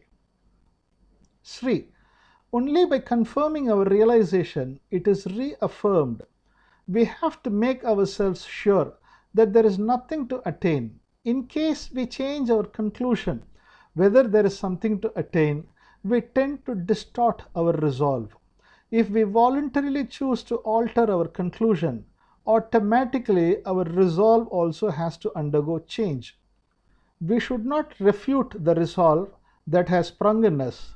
When there is a resolve that there is nothing to attain, there won't be any confrontation to remodel ourselves. We tend to approve whatever that happens. Right or wrong concepts arise only when compared on a scale of merit. When there is nothing wrong on whatever way we tend to act, there could not be any scope for modifiable confrontation. The Tanjore toy, round-shaped famous toy, which when tilted on any side would come back to straight position. However much we may shake or bend, it regains its balance and straightens itself. When we allow our mind to function on its own way, it attains a state of equilibrium. We only refer to it as liberation. Questioner: you are treating yoga, dhyana, meditation, etc.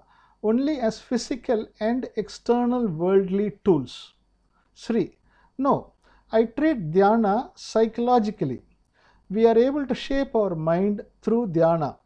We are also able to tune it. Whereas here we don't shape anything. Rather, we release our mind from such shapes. Tuning is different. Liberation is altogether different. Questioner: auto-tuning? Sri: yes, we leave it to nature for spontaneous manifestation of auto-tuning. Questioner: if we leave the mind on its own, won't we go after that mind in a wrong direction? Sri: no, we won't go that way. With that fear of going that way only, we reject the auto-tuning and indulge in willful tuning. The problems crop up only in manual tuning. We should leave it fully to function on auto-tuning. Only when two types of functionalities, namely tunings, contrast each other, friction, opposite effects, etc. crop up. Questioner: on reading your book, mostly the feeling of fear has come down. Nevertheless, at times, some sense of fear and chemical reaction in the body do occur. 3. It is not possible that there should not be any feelings at all in us. All feelings are, in some way or the other, essential feelings only. We cannot perform any action if there is no feeling sensation. If there is no sense of fear, we may not perform certain actions at all. Even to regulate our physical or external affairs, sense of fear is required. Certain feelings have got to remain. Let it be any feeling. Let it remain. When it comes to the perspective of administration, perhaps it may spring at times beyond the required doses. If it so arrives without your knowledge, let it come on its own. Let us not take the burden of modifying the same. Today it has come in this manner. Tomorrow it should be ensured not to arrive in this way. Such types of burdens should not be undertaken. Questioner: will there not be any adverse effect on account of this? Sri: we should have a detached attitude towards any such adverse effect, whether it comes or not. It would be wrong on our part to oppose any adversity. It should be ensured that there is no adversity on the external world. Our approach is psychologically to let any type of experiences to come in any manner and pass through on their own. Questioner: you have written many books, Secrets of Atmanyana, Anushtana Anmigam, Nyana Vidudalai, Kavalaigalukkellam Thirvu, etc. Such books you have written. At what stage you got this Nyana realization? Sri: even if you read my initial books, namely Secrets of Atmanyana, Anushtanam, etc., you can find my views therein. But if you observe them deeply, scope for efforts would be visible at certain places therein. To stay in soul consciousness, to remain in soul self-realization, these aspects were given importance and emphasized therein. Through my efforts, I got very good spiritual experiences, but none of them could serve as solutions to my day-to-day problems as observed. A stage arrived wherein my total incapability was realized that these problems cannot be resolved through spiritual efforts. Thus, a clarity or understanding we cannot call our spiritual feelings for our support occurred. It got confirmed. Even the thinking we have to retain what we attained, maintain it, would also be tantamount to an effort. It would interfere with our confirmation process. We have to put a full stop that we have understood. If we keep on thinking that we have not understood, not sure, etc., it would in one way or the other induce effort continuously. Questioner: you mean to say not to fight with the mind? Sri: yes, that's all. Allow the mind on its own auto-tuning path. Chapter 7: How J. Krishnamurti differs. Questioner: in what way Sri J. Krishnamurti differs? Sri Bagavath: whatever Sri J.K. tells, it mostly tallies. In my growth, 90% pertains to his contribution only. Only when viewing from realized state, I am able to understand his fault. After doing everything perfectly, he does only a small fault. He speaks giving importance to choiceless awareness, attention, etc. He should not have told about these things. These things occur on their own. Choiceless awareness is an automatic process. So also the attention. They all are spontaneous arrivals. We should not keep them in our front when they are our followers. Shadows should only follow us. We should not try to bring them before us. When we begin to see our shadow, we turn behind. It turns out to be a hide-and-seek game. We should not try to see the shadow. The shadow will continue to follow us. When we keep going forward, the shadow will keep coming behind us. When it is said, "Look, here is the shadow," we would turn back. When he said choiceless awareness, attention, sensitiveness, etc., we tend to think that we have to do something. But when we try to experiment them, we could get various wonderful experiences. They provide a sort of satisfaction too, but they block the path of liberation. If he had preached that approach also, I would not have had any occasion for propagation at all. Everything would have been concluded by him. Further, for me, such a long delay would not have ensued to get the realization. Questioner: I think Buddha has conveyed only your type of message in Dhammapada. Sri: all have told only this concept. Everyone varies in explaining in their own method using certain words of their expressions. Further, there can be reflection of progress only up to that period. As far as I am concerned, I got the opportunity of studying Buddha, Ramana, J.K., Osho, Nisargadatta, several spiritual shastras, etc.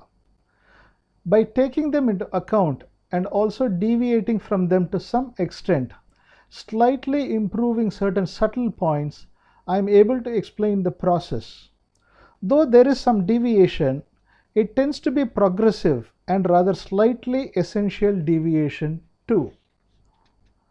But the basis for everything is only the unique one. When we sit on their shoulders, we are able to see some more distance.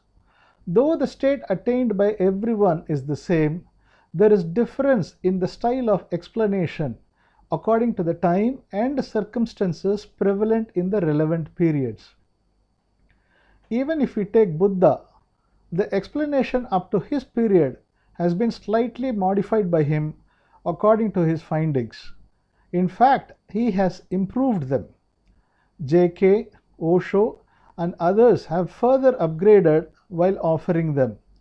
But however much upgraded, it tends to become inadequate in course of time. It becomes rather insufficient.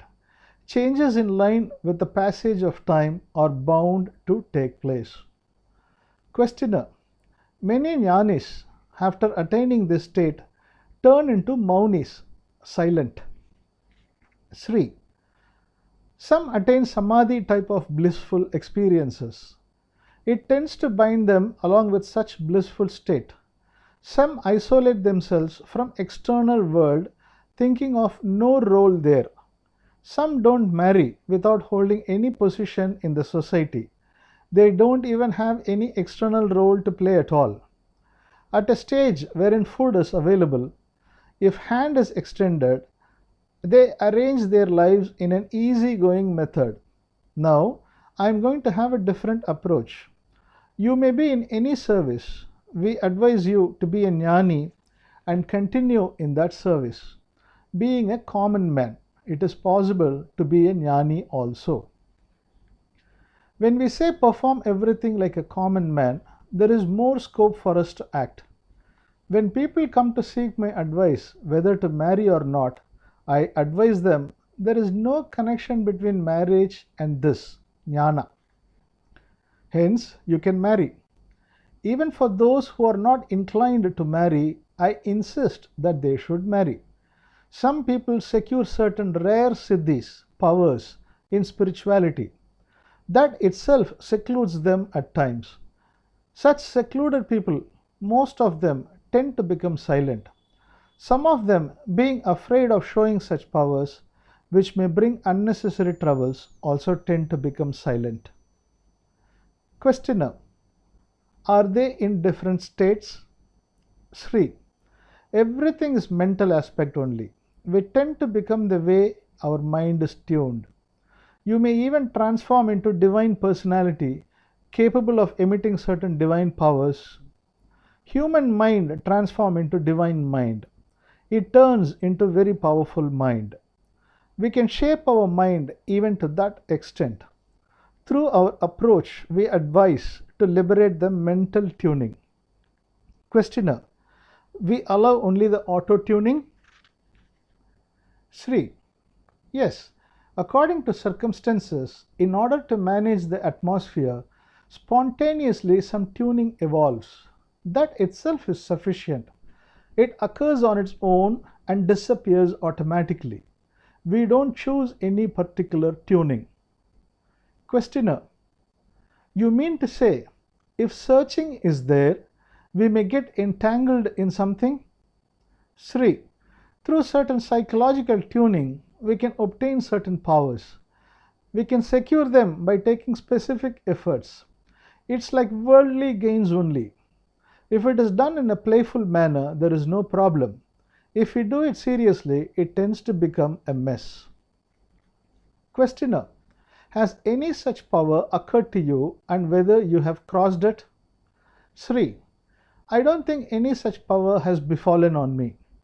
I also don't have any expectation towards them. Therefore, I hadn't indulged in any such efforts. I had interest only in obtaining Nyana, at no point of time on securing any power.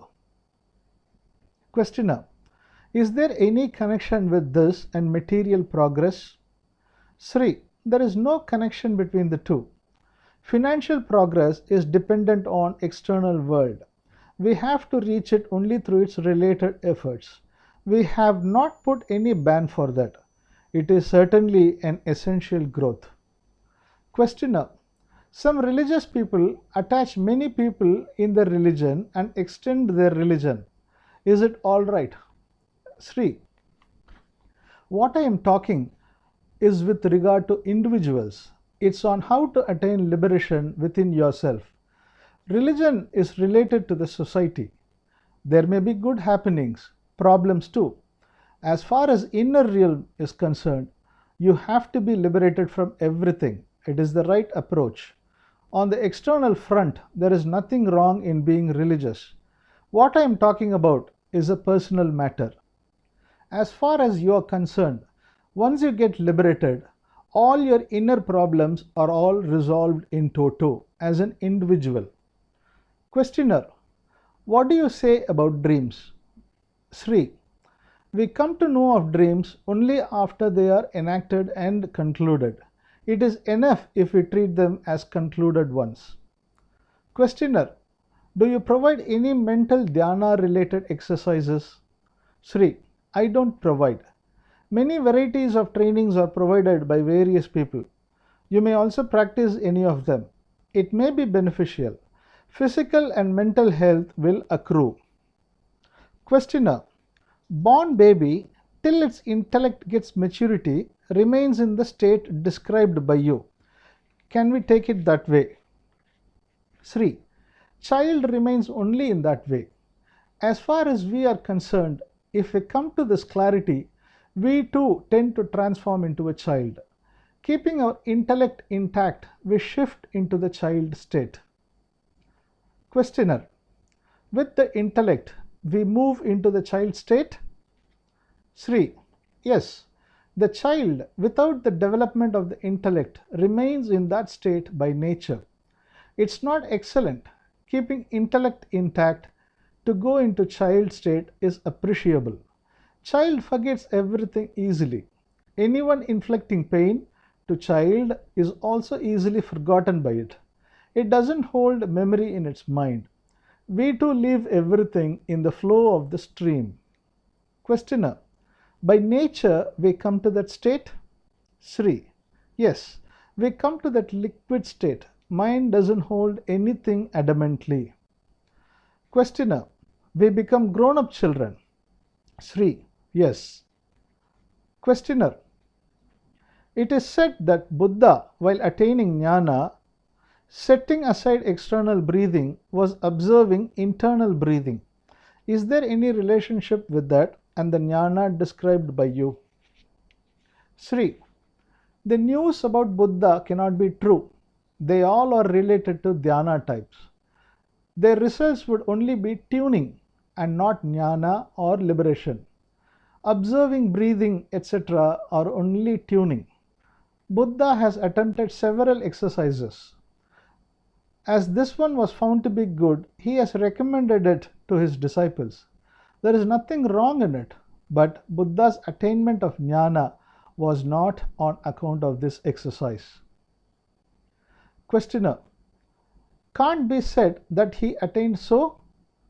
Sri: there is absolutely no possibility to attain that way. It is impossible to attain so. Questioner: many of Buddha's views have been misconstrued. Even your views may also be misconstrued in course of time. Sri: it is that way only.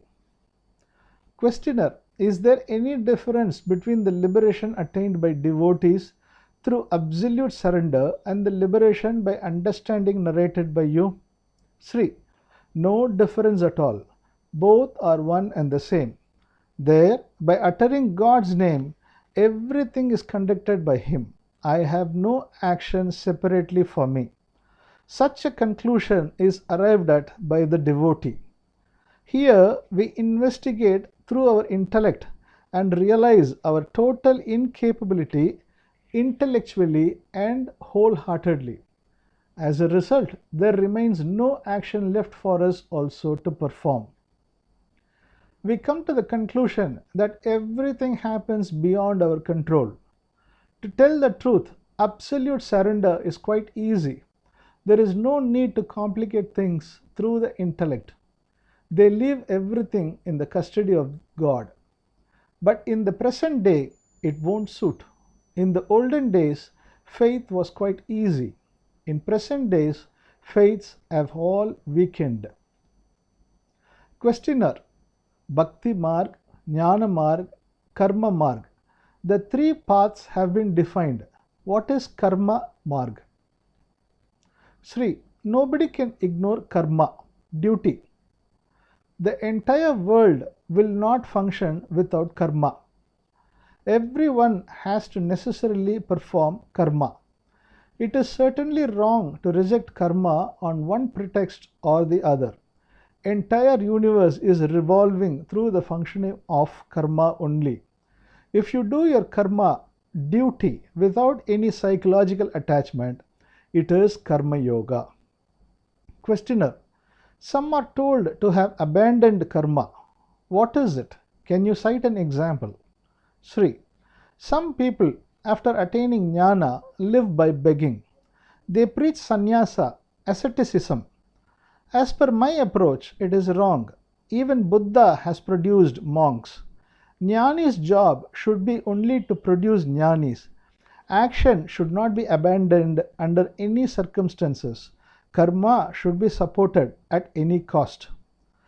Questioner: it is stated at certain places that jnana can be attained only by abandoning action. Sri: it is told only to abandon mental action, not external action. Chapter 8: Witness State. Questioner: in Gita, Lord Krishna has proclaimed that he remains as witness to everything. Does he so remain as witness in our hearts too? Sri Bagavath: there is a state as witness. Even liberation is also a witness state. But it should not be thought to be brought willfully. If we try to bring it, such state will not fructify. That itself would turn into a goal. Therefore, it won't convert into a witness state. We need not go after shadows. When we start going after light, all shadows would themselves come after us. Witness state, choiceless awareness, sensitiveness, attention, etc. would all follow you. If we approach them, they would deceive and run away. Questioner: do you mean to say that living with childlike mind is jnani state? Sri: jnana state is a realized state, intellectually realized state of clarity. To understand intellectually that there is nothing for us either to perform or to attain is the jnana state.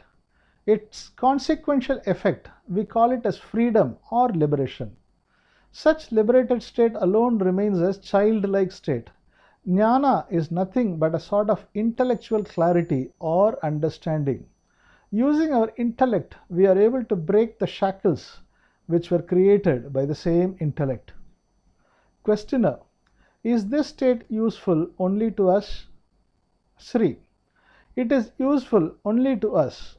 If we can give it to others, we can create this understanding or clarity to others too. If we attain such clarity, it would be beneficial to the society in one way or the other. Good man can indulge in good deeds only. Questioner: at times we get humiliated on some occasions. If someone scolds us, should we accept it as such? Sri: I don't advise to accept scolding. While receiving scolding, our mind is affected. I advise only to bear the mental burden. Questioner: should I not take care not to get affected? Sri: we cannot take such care of ourselves. It would happen without our knowledge. Getting affected is not within our hands. Questioner: when affected in such a manner, we need not bother when getting angry unconsciously? Sri: even getting angry is also an unconscious event. Only when we show it on others, we take it on our hands. When indulging in external affairs, it is our duty to act according to the circumstances and in line with the principles of natural justice. However, if our anger has erupted in our unawares and caused damage externally also, we should treat it as an unconscious action and set it aside unflinchingly. Questioner: some time before, a rowdy had beaten up a sage severely. That sage too received the blows without any resistance. He had beaten him to his maximum ability and then left. The sage could not walk and had to reel slowly. Just because the sage was in that state, he could behave in that manner? Sri: it is possible to tune our mind in some ways. In case he had tuned his mind to accept everything, he could have behaved in that manner. It can't be said to be correct not to show its nature. Even in a state when you show your nature also, to remain in a liberated state is the correct one. It is not compulsory to have a clean state without possessing any feelings. If we take that episode into account, in my opinion, it would be appropriate if he had taken efforts to safeguard himself. If he had not indulged in such efforts, it means that he had in some way or the other tuned himself. As he had been so tuned, he had played a single raga tune and left. To remain capable of playing all the ragas tunes is an appropriate state. Questioner: someone had scolded us. We too had scolded him back in anger. Afterwards, sitting alone, we mentally regret that we should not have retorted back. Later on, is it all right to leave it as it is, taking it as whatever has happened has happened? Sri: to take it easy that whatever has happened has occurred without our knowledge is appropriate. We should take our nature in an easy manner. Questioner: there is a saying, be a Buddha inside and be a warrior outside. Is it what you are advocating? Sri: it's correct. But to be a Buddha is not to catch hold of a superior quality. Whatever be our nature, that only is the Buddha quality. If we take to be a Buddha as being with an exemplary mental state or Buddha state, that itself will bring problem. Whatever you are, that only is the state of Buddha. It doesn't mean that a soft state only pertains to Buddha. Unconsciously, whatever states culminate in you, they all are Buddha states only. To accept our present state as it is can only be a Buddha state. Questioner: will any mental disturbances that afflict the liberated persons leave them automatically? Sri: as they are in liquid state, all experiences would quickly tend to transform. In course of time, the cleansing process is also taking place side by side. Even our nature is also getting purified at that state. Our angry nature, fearing nature, etc. would also undergo changing processes. Only our nature tends to become experiences. Our experiences only tend to change into our nature. It's a cyclical function. Any change in one phenomenon reaches the other. When the nature itself undergoes change, a tendency to take everything easy sets in. Questioner: what types of changes you have undergone before realization and after realization? Sri: I have allowed the functions to go ahead on their own process. From the front seat of the car, holding the steering wheel of the car, I have come to the rear seat. The vehicle is moving on its own accord. These things should only be taken for inner realms only. Questioner: do you accept that the entire universe itself is operating on an orderly manner? Sri: some tell that the external world is operating on orderliness. Depending on their words, we too can tell accordingly. I don't have any direct knowledge on that. If such people making the statement are dependable persons, we have to believe what they say. Some subtle powers, some administrative arrangements, etc., may also be in place. Questioner: do you consider yourself as omnipotent Brahman? Sri: all sorts of experiences, that is, the feelings akin to a common man, arrive and depart. I don't own any feeling as mine. Even the experience to view everything as one and the same is also yoga and dhyana related one. Chapter 9: Dhyana, Yoga, Mukti. Questioner: many people practice dhyana, yoga, etc. Mukti attained through them and the mukti advocated by you, are they one and the same? Sri Bagavath: dhyana, yoga, etc. provide only experiences. Let us assume that there is water. We can convert it into ice cubes. Ice cube is not a natural state of water. Only liquid state is water's natural state. When it transforms into ice cube, it has taken a shape. In whichever vessel we pour that water and cool it, in that vessel's shape it becomes ice chunk. Though we are in liquid state, when we occupy space in the vessel, we have to take the shape of the vessel. But till we don't modify into ice chunk, we don't retain the vessel's shape permanently.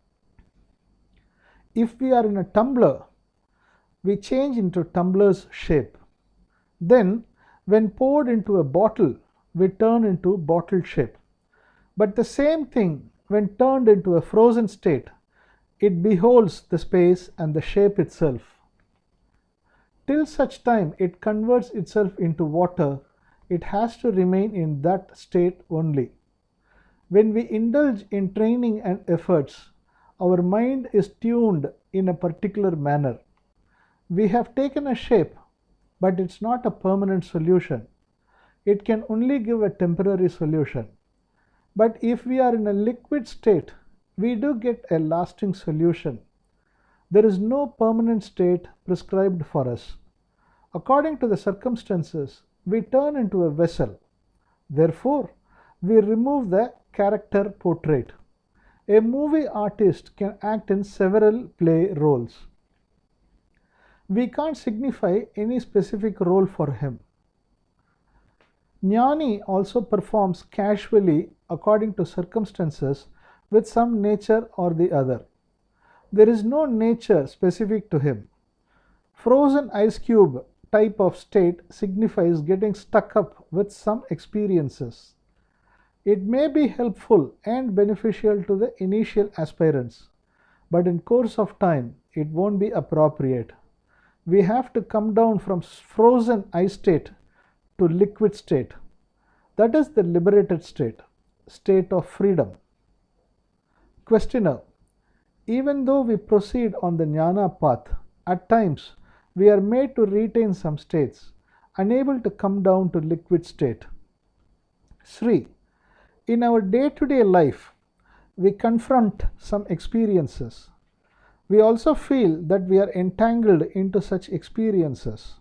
Here, there is only one aspect to be noticed by us. That is, whether we have, out of our desire, stayed with the experience, or that experience has, on its own course, stayed with us. This is what we have to observe. We get sense of anger in us. Whether the sense of anger came unconsciously on its own, or else whether we have recognized the anger and adopted the same. In case anything happens or persists without your knowledge, you need not give importance to it. You need not take responsibility. There is no responsibility cast upon you to modify the same. Questioner: we need not bother about any feelings that emanate on their own? Sri: yes, we need not bother. For instance, suddenly a mad man enters your home. You get tensed up or angry unknowingly. You tend to drive him out by directing the anger upon him, though it sprung unknowingly, taking it willingly on your hands. As you have desirously taken it on your hand, it has turned into your object itself. If you want, you can get angry. If not, you can leave it. That is in your hands. In respect of any problem, without your desire, anger or fear arises in you. At that point, to think that it should not have arisen or attempting to remove it is not appropriate. By doing so, without your knowing, it amounts to your taking responsibility for the feeling. Questioner: we tend to think, how can we get angry in this manner? Sri: in this manner, we develop a guilty consciousness. A sense of guilt is formed. There is no need for such guilty feeling, because you need not take responsibility for anything that has happened without your awareness. If they were left on their own course, they would disappear themselves. Such anger might have appeared either to administer the circumstances or out of weakness. However it might have appeared, there is no need for you to try to set it right. Questioner: when I get angry in this fashion, I used to think only in this manner. I have not yet reached proper maturity. That is why I am getting angry. So I used to think. Sri: there is no need to think so. When you underestimate in that way, thereafter you are pushing yourself to a state wherein you have to confront yourself. You are also creating a goal to be attained. You start moving towards a sort of proper mental state. Many efforts have started. Following them, all confrontations have arrived. In case we take it that they all have arrived beyond your control, then you will not be responsible for your experiences. Questioner: when we apply sudden brake to a fast moving vehicle, that vehicle turns the path. Does everyone get this state? Sri: you get peace through efforts in indulging in several exercises and efforts. You get the same peace by abandoning efforts too. In that event, does it not mean that you have also got the real realization? Change should not be expected to mean that turning of the car in the diagonally opposite direction. It is obviously visible that some sort of change has occurred. The mind, which was hitherto again and again on a search operation, has come to a search-free mode. Questioner: it is said that our body also will undergo a change. Sri: everything is true. Physically and mentally, all sorts of changes do occur, but they all take place automatically without your knowledge. The mental change happens immediately, but the physical modification takes place step by step only. Mind is somewhat like liquid state. Body is solid state. In liquid, change takes place quickly. In solid, change happens little by little only. But there is no need for us to expect it. Questioner: If we expect so, is it a sense of guilt? Sri, as we have already seen, if we allow everything to happen on its own, we don't take responsibility for anything. When we don't take responsibility, there is no room for sense of guilt too. Whatever happens takes place beyond our control. How can we take responsibility for something which is not in our command? Even if we have done something faulty, we should take it as if it had happened in our unawares only. As it is said, unknowingly done faults are pardoned. Similarly, we should take them as done unknowingly. At that stage, you are giving okay to all the experiences that happen to you. Questioner, when our mind is loitering here and there, we tend to think whether we have not yet arrived at the proper stage. Sri, only in yoga the related exercises are provided to steady the thoughts, to stop the wavering mind, to remain without thoughts, etc. are possible in yoga. These attempts are similar to forcibly tightening them. But when they break the ties, they turn into mentally affected persons. Only when they are followed with proper food, discipline restrictions, you can handle them successfully. Your lifestyle also has to be changed in accordance with your anushtanam, spiritual practice. But those things are not at all required for us. Questioner, is the final stage attainable in the Ashtanga Marga and the Nyana liberation advocated by you are one and the same? Sri, in Samadhi states of Ashtanga Marga, one's mental movements may be nullified. In that stage, the person may move to a state wherein there may not be anything to perform, but they may not be able to explain to others as to how they got into that state. They can show path only to Samadhi state. The Samadhi path is very difficult one. This path is one to be attained with such a great difficulty. When it is possible easily, there is no need to torture us to that extent. Some people display contradiction in worldly life and dhyana life. Let us assume a person comes out of 0-degree freezing cold to scorching heat. If he stays here for half an hour and there for another half an hour, what would happen to his health? Similarly, while indulging in dhyanas, one gets blissful experiences. When they face worldly problems, undergo mental turmoil. When they face experiences of opposite poles in this manner, some of them have schizophrenia, mental breakdown, even they come to the extent of insanity. Questioner, what should be done with people in such states?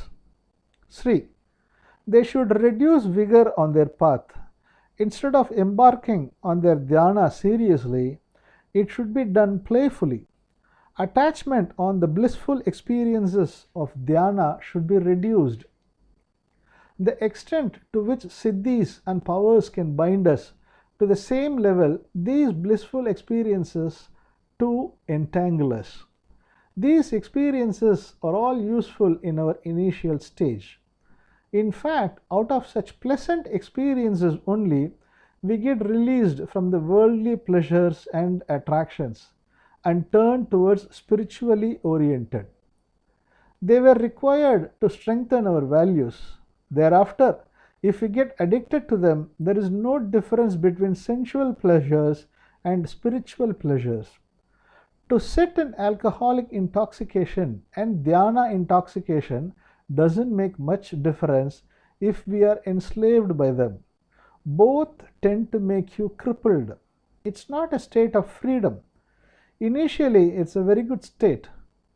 To get happiness out of dhyana is indeed superior to cheer out of liquor, booze. Alcoholic kick shows only a dangerous path to you. Dhyana dependence shows to you a good path of life. But if we are caught, both would submerge us. A state wherein we accept everything on our stride, that is, liberation is the appropriate state.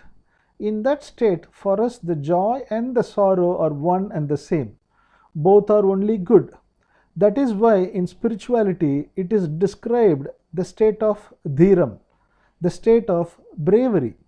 Here we don't run after the joy. Hence, a state wherein even death is treated casually is formed. It's okay whether joy or sorrow, whatever comes. We gain freedom to utter such words. Only in a state where there is nothing to attain, we get the freedom to say okay to anything that happens. Questioner. People say no need for any birth. What do you say about it? Sri. We have to see from what state they say. No birth is needed. It shows some sense of fear for birth. It shows feelings birth is painful, only pleasure is required, etc. They are afraid of pain. In that case, it means that they have not yet arrived at appropriate state. An individual having faced the liberation stream would not give value to birth or death with aversion. Only when they have an attitude, come what may, they transcend the birth cycles. At that state, they are not forced to take birth. Even if they have any residual karmas, they don't have any compulsory birth. In case there is any good service meant for the society through them, they may take birth out of their own volition. It may only be a causative birth. Chapter 10. How to get rid of bad habits. Questioner. How to modify our habits? Some bad habits tend to set in. How to get out of them? Sri Bagavath. Now we take into account a target to be achieved. We have taken a goal to change some sort of a state. Once some sort of a goal figures, its related efforts, exercises assume significance. Different types of trainings are given for getting rid of some bad habits. We can make use of them. But as far as we are concerned, we prescribe only one medicine for all diseases. Let any happenings occur on their own course. Let us not focus and do anything. Whether it is beneficial or detrimental, it is immaterial. Let us not direct and do anything. The same approach would apply to these habits too. However worse the habit may be, let us not take responsibility when it has set in without our knowledge. But they don't happen without our knowledge. Just because we show interest and recognize them, such habits stay with us. In relation to those habits, whatever type of mental kick it may bring in, unless we show our wholehearted involvement, that habit cannot overpower us. If you don't show interest, they would leave on their own. You have utilized mental euphoria unconsciously erupted by taking them in your hands. Then it is not something which has not occurred in your unawares. You have permitted the same in your full knowledge. If anything happens without your knowledge, it would set itself right in due course. If there is a smoking habit, the urge to smoke arises in our unawares only. Thereafter, we desire and recognize that sensation. We tell ourselves, let us use it this time. We will leave it later on. Whatever happens, provided it takes place in our unawares, will automatically lose its strength on its own. Questioner. Despite practicing many dhyanas, it doesn't reach the nucleus of these problems. Sri. The good experiences derived out of performance of dhyana are the fruits of dhyana. It is futile to expect that they would resolve all our problems. Questioner. Then how else do we find solutions? Sri. We don't suggest dhyana practice as a means. Understanding alone is recommended as a path. It is enough if we realize that they happen spontaneously. There is nothing for us to do. That alone can bring a proper solution. In this stage, all our adamancies tend to get dissolved. Thus, our problems too get weakened. The searching mind stops its search. By stopping the search, our mental functions are not discontinued. Mind operating in a searching state starts operating in a searchless state. We also discover what is to function in a searchless state. That mind also starts functioning in a different dimension. In such a mind, nothing accumulates. All feelings begin to come in and go away on their own course. That stage is only indicated as liberation or freedom. Through searching, this freedom is not obtained. Nothing is required, and in no search state, this liberation fructifies. Even if we initiate search for liberation, here too a searching mind alone starts functioning. Search-free mind doesn't function. Therefore, this liberation is also beyond any search. Questioner: upon abandoning search, mind drops down? Sri: yes, even though the mind drops down, its functions are all not ceased. Mind operates on a different dimension. We need not keep mentally any goal to attain. For worldly affairs, we may keep goals, rather we have to keep. Mentally, there should be no target. When there is no target, the mental realm would not be bereft of any activity. Spontaneous waves would only be there. They would tend to arrive on their own and leave automatically. In other words, moving waves. The moment we discover that there is nothing to attain, all our problems get culminated. Such discovery alone is a real understanding, can be a real realization. Only when we enjoin pain, pleasure, sense with external deeds, the external deed turns into internal activity. The pain, pleasure, sense alone is inner related. To choose inner experiences is mental related target. That target alone is wrong. We should understand that. It would lead us to a conclusion that the correct state is one wherein we don't choose mentally any targeted higher state to attain than the present state. If we are with fear and sorrow, then it would mean that such state is the correct state. When we don't disturb that state, that itself undergoes change. Intending to change it, when we give trouble to it, it gets more life. Contrary to the existing state, keeping another state as a target, we confront and give life to it. Questioner: what is realization? What is meant by deep realization? Sri: we refer to this as realization or understanding. We advocate that realization is a process of understanding mentally that there is nothing to do and there is nothing to attain. We can surmise and understand the taste of milk through various references thereupon. This is intellectual understanding. When we directly drink milk by tasting it, we learn its taste sense-wise and experience-wise.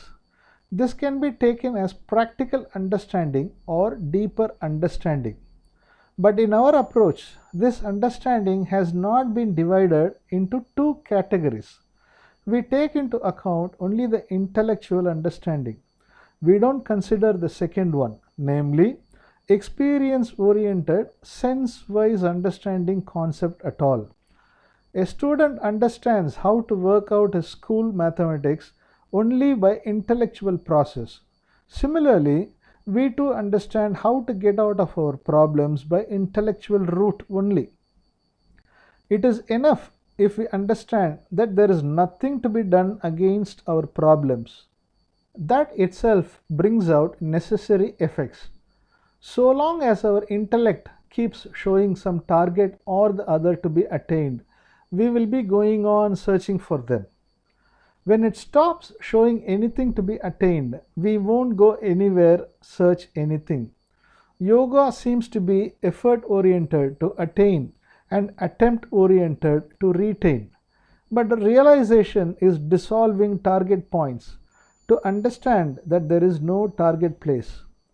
Whatever happens without target points, they are all spontaneous happenings. The rest are man-made, created out of our expectations. Through yoga, we bring out only a freezing state of our experiences. Only in the liberation, all our experiences melt down to liquid state. Questioner: is it the stream of emotions?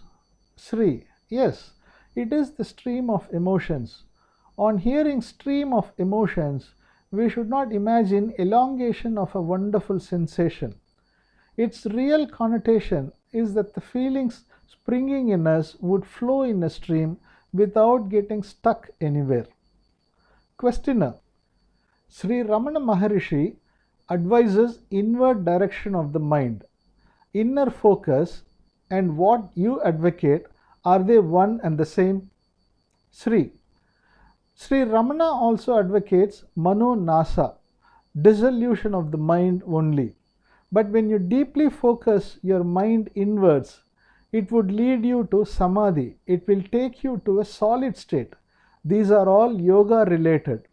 Questioner: can't Mano Nasa be reached in that process?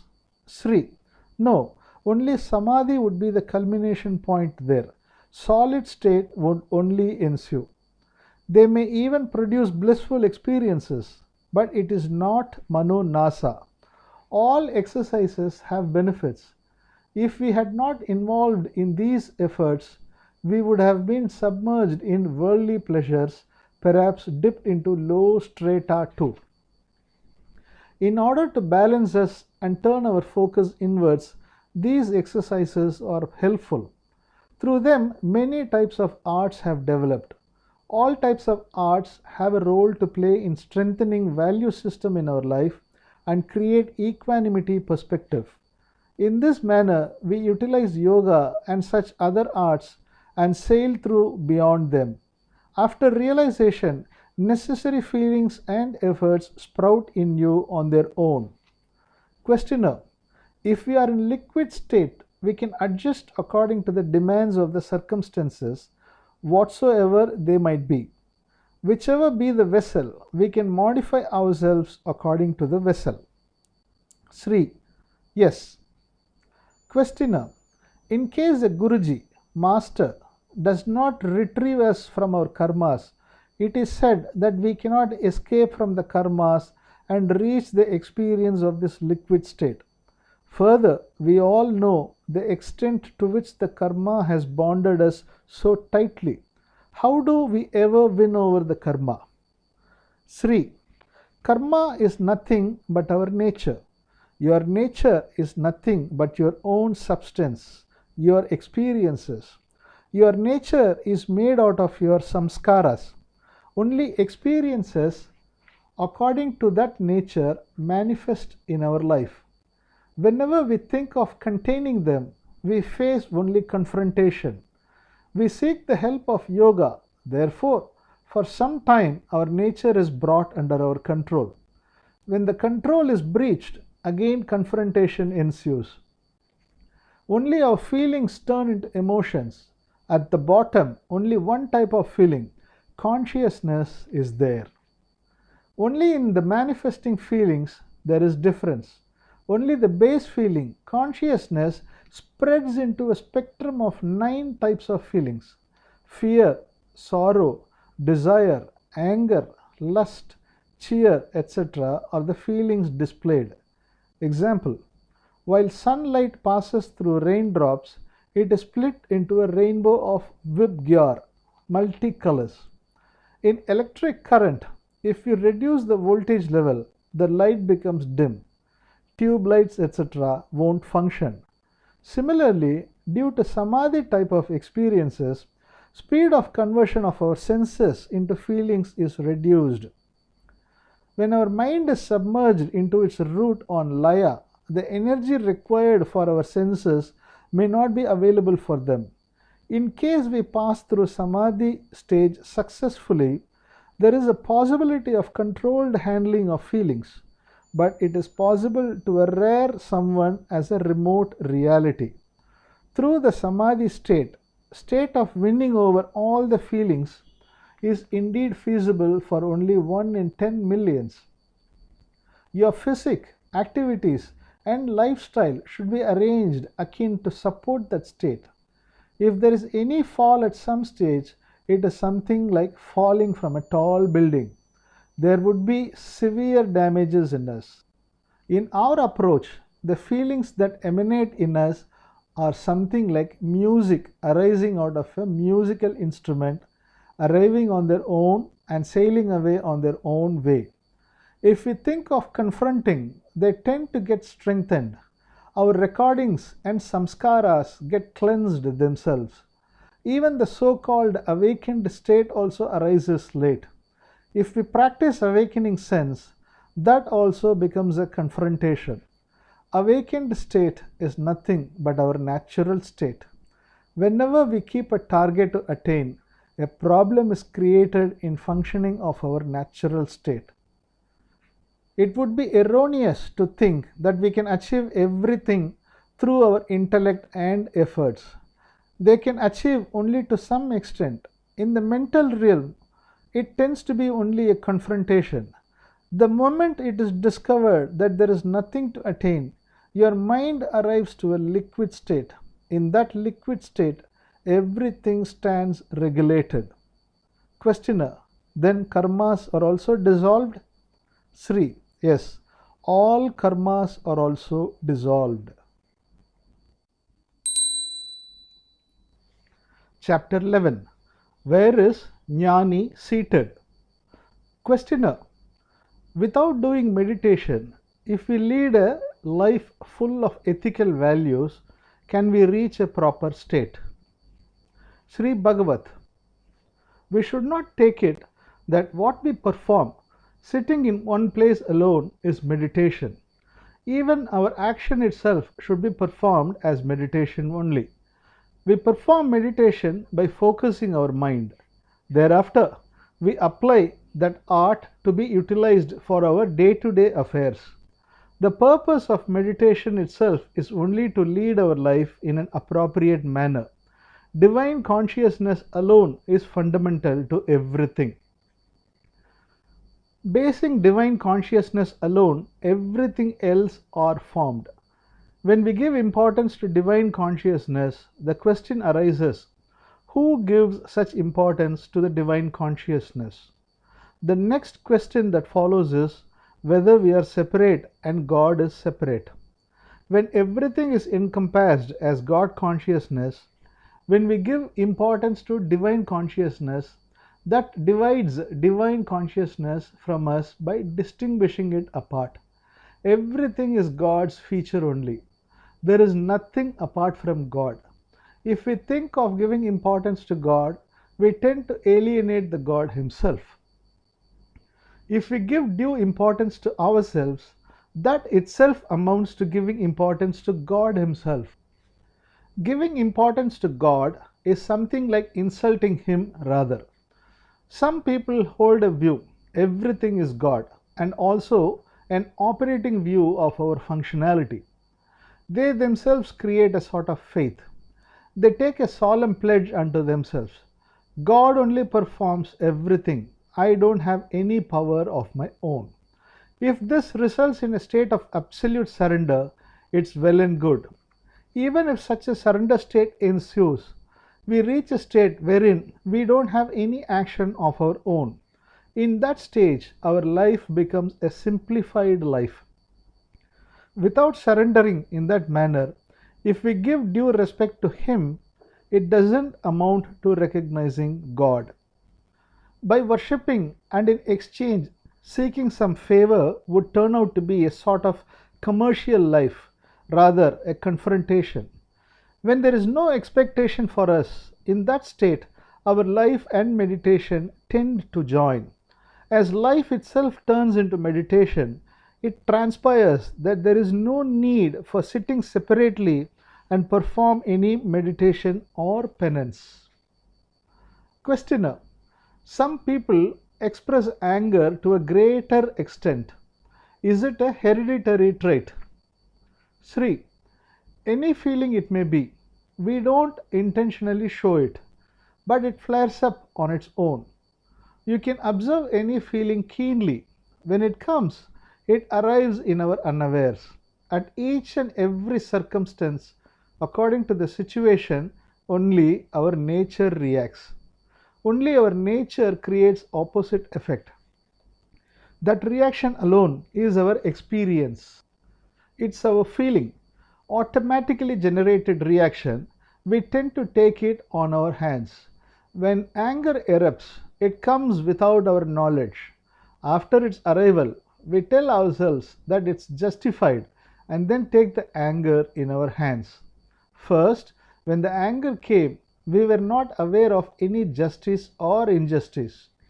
Only when we consider the anger as judicious and take it on our hands, it turns out to be our anger. Only thereafter we direct it upon others.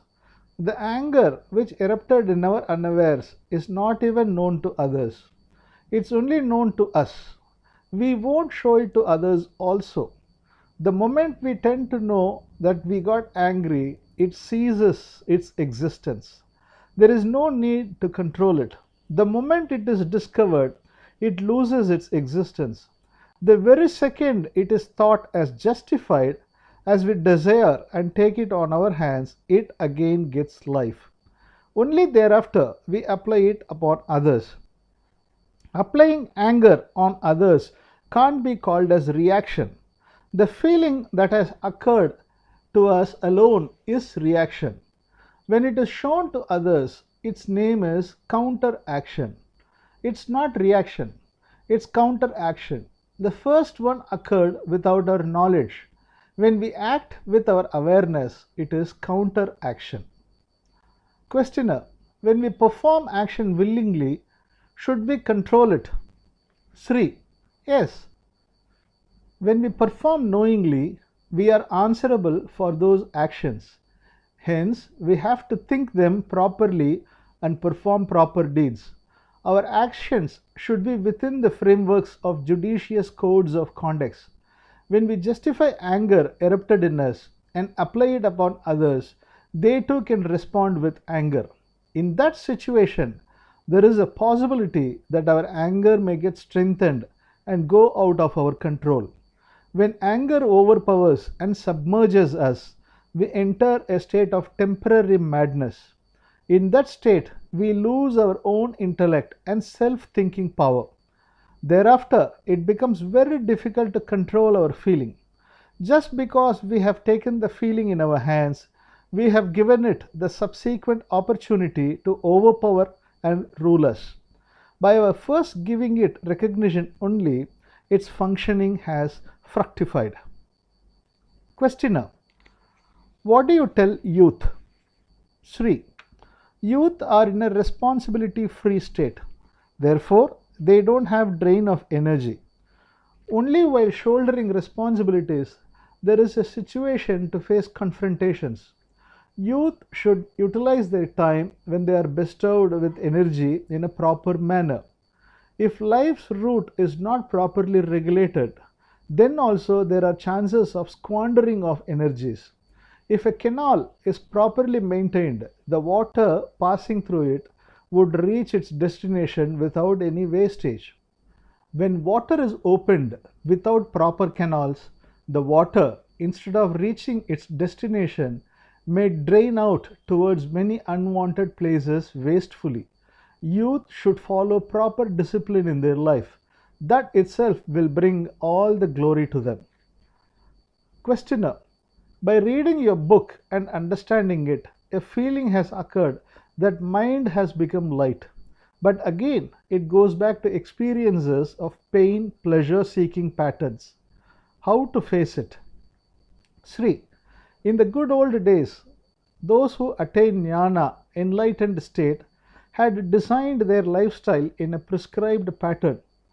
They were not taking up family responsibilities.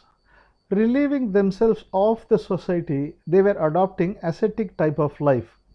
They did not have worldly duties or problems. Their approach was only spiritual related.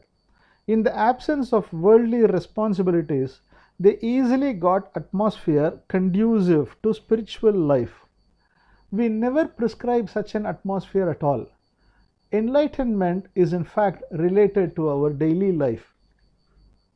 When we are involved in our social responsibilities, according to the circumstances prevailing and in line with our nature, some sort of feeling is bound to crop up to every one of us. It is but natural that different types of feelings arise in us in order to cope up with those circumstances. When such feelings arise in us, it is indeed wrong on our part to think whether our realization has been affected. Our feelings which have emanated on their own would also leave on their own. There is no need to give importance to them. The feelings cropping up in our inner realms, it is appropriate for them to come out in the open. It would be wrong not to have them expressed in our mind. If they don't come out, then only it means that it is stuck up somewhere, stagnated or entangled.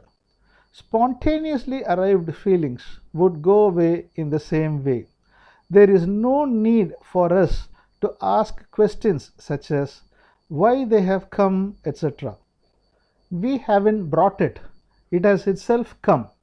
It would go itself. Inner feelings should be allowed to flow in and out on their own course. It would be enough if we attend to our external duties properly. Inner realm would regulate itself. Questioner: does everything happen as per destiny? Is there any scope for my effort? Sri: should I accomplish what I want only through my effort? What is the role of God or destiny? If God is the cause for all activities, it would mean that He is responsible for all the problems too. Everything is God's deed is one of the Anmiga Anushtanas, spiritual practices. Once it is accepted that everything is God's deed, then there should not be any question at all. There should be a full stop that it's all God's action only. When we raise a question whether such an action is okay, we are withdrawing the right bestowed upon God. In these present days, it is very difficult to surrender absolutely to God, believing that good and bad are all God's endowments only. The suitable approach for the present age would be intellectual one. In Shastras, karma has been elaborated. They are divided into three types of karmas, namely Sanchita karma, Prarabdha karma, Agamiya karma. The total karma owned by us is named as Sanchita karma. Let us assume that we have deposited our entire money. The name of the entire savings is Sanchita karma. From that total savings, we withdraw some amount for our expense. During one birth, in that manner, the karma brought with us to be experienced during the current birth is called as Prarabdha karma. Out of the amount so brought, instead of spending the entire amount, we invest some amount. Out of such investment, new income is also generated. In that manner, the new income derived is Agamiya karma. The Agamiya karma joins Prarabdha karma and is experienced during the current birth. Out of that, some portion joins Sanchita karma, that is, main savings. The three karmas are not considered as God's functions. The three types of karmas are our own deeds. You might have seen horoscopes and astrology. They tend to take up only the Prarabdha karma. Happenings don't occur only due to Prarabdha karma. Though major part is determined by the Prarabdha, at times the Sanchita and Agamiya too have a role to play. It is stated that some divine power setups are serving to regulate them. Astro horoscope predictions going wrong at times is due to the interwoven forces of the Sanchita and Agamiya karmas. It can't be detected by astrology, horoscope readings. If we perform good deeds, we may get good results beyond horoscope. If we indulge in bad deeds, we may face bad results beyond horoscope. In all these things, there is a role for our efforts. Our three types of karmas have been culminated only out of our efforts and actions. What we do only come back to us in the form of karmas. We divide them in many ways and experience them on many occasions. If we were to choose fruits of our karmas, we would select only those dearer to us. In order to bring an orderly pattern in them, divine powers have been organized. They manage our karmas and join the fruits of our karmas with us. Accumulation of karmas is the result of our efforts and actions only. Therefore, the freedom to change our karmas vests with us. There is certainly scope for efforts too. Questioner: waves are on the sea. Beneath the waves lies the static deep sea. I think the enlightened one is centered on the deep state, whereas the common man are wavered on the waves. Is it all right? Sri: enlightened one without centered on anything remains as the entire sea. Waves are there. Deep sea is also there. He is a combination of both. Common man identifies himself only with waves. Questioner: you are advocating that whatever be the feeling that may emanate, accept it as it comes. But my nature suggests me to think whenever bad feelings arise, it should be modified. As the bad feelings are not conducive, my nature refuses to accept them. When feeling of anger erupts, my nature cautions it is not proper to get angry. When this being the case, how is it possible to accept all feelings as they are? Sri: it is a fact that feeling of anger has arisen in you. It's not an imagination. It's a happened truth. It is your desire that it should not have occurred that way. It is not your nature. When bad feelings crop up, they should be modified or regulated. Such thinking process is not your nature, it's only your desire. The eruption of anger alone is your nature. You can't change your nature with your desire. All your experiences that occur happen beyond your desires. Attempts to regulate our feelings through our desires create only conflicts and confrontations. Questioner: if we leave our bad feelings as they are, won't they stick with us? Is it not our duty to reform them? Sri: the feelings that arise in us flow like a running river stream. Spontaneously arrived feelings would all run away and disappear automatically. We are sitting inside our house facing the entrance. Many people are moving on the street here and there. They keep coming and going. Out of them, if you look at someone and invite, saying, "Hello, sir," he would halt at the entrance. In this manner only, we are catching hold of some of our feelings in an endeavor to remove them. Some of them we hold with a view to retain them. Hence, our free-flowing feelings stream is interrupted. In the water flow, a swirl is formed. A conflicting stage with our feelings is created. In the event of not attempting to encounter our feelings with our desires, spontaneously erupted feelings would disappear on their own. Questioner: desire to change bad feelings is a good desire only? Should we deny good desires also? Sri: in the approach undertaken by us, there is nothing as good desires or bad desires. All desires are erroneous only. They block the real transformation. Questioner: good desires, that is, desires, how do they block real transformation? Sri: we have repeatedly seen that our feelings and experiences occur only according to our nature.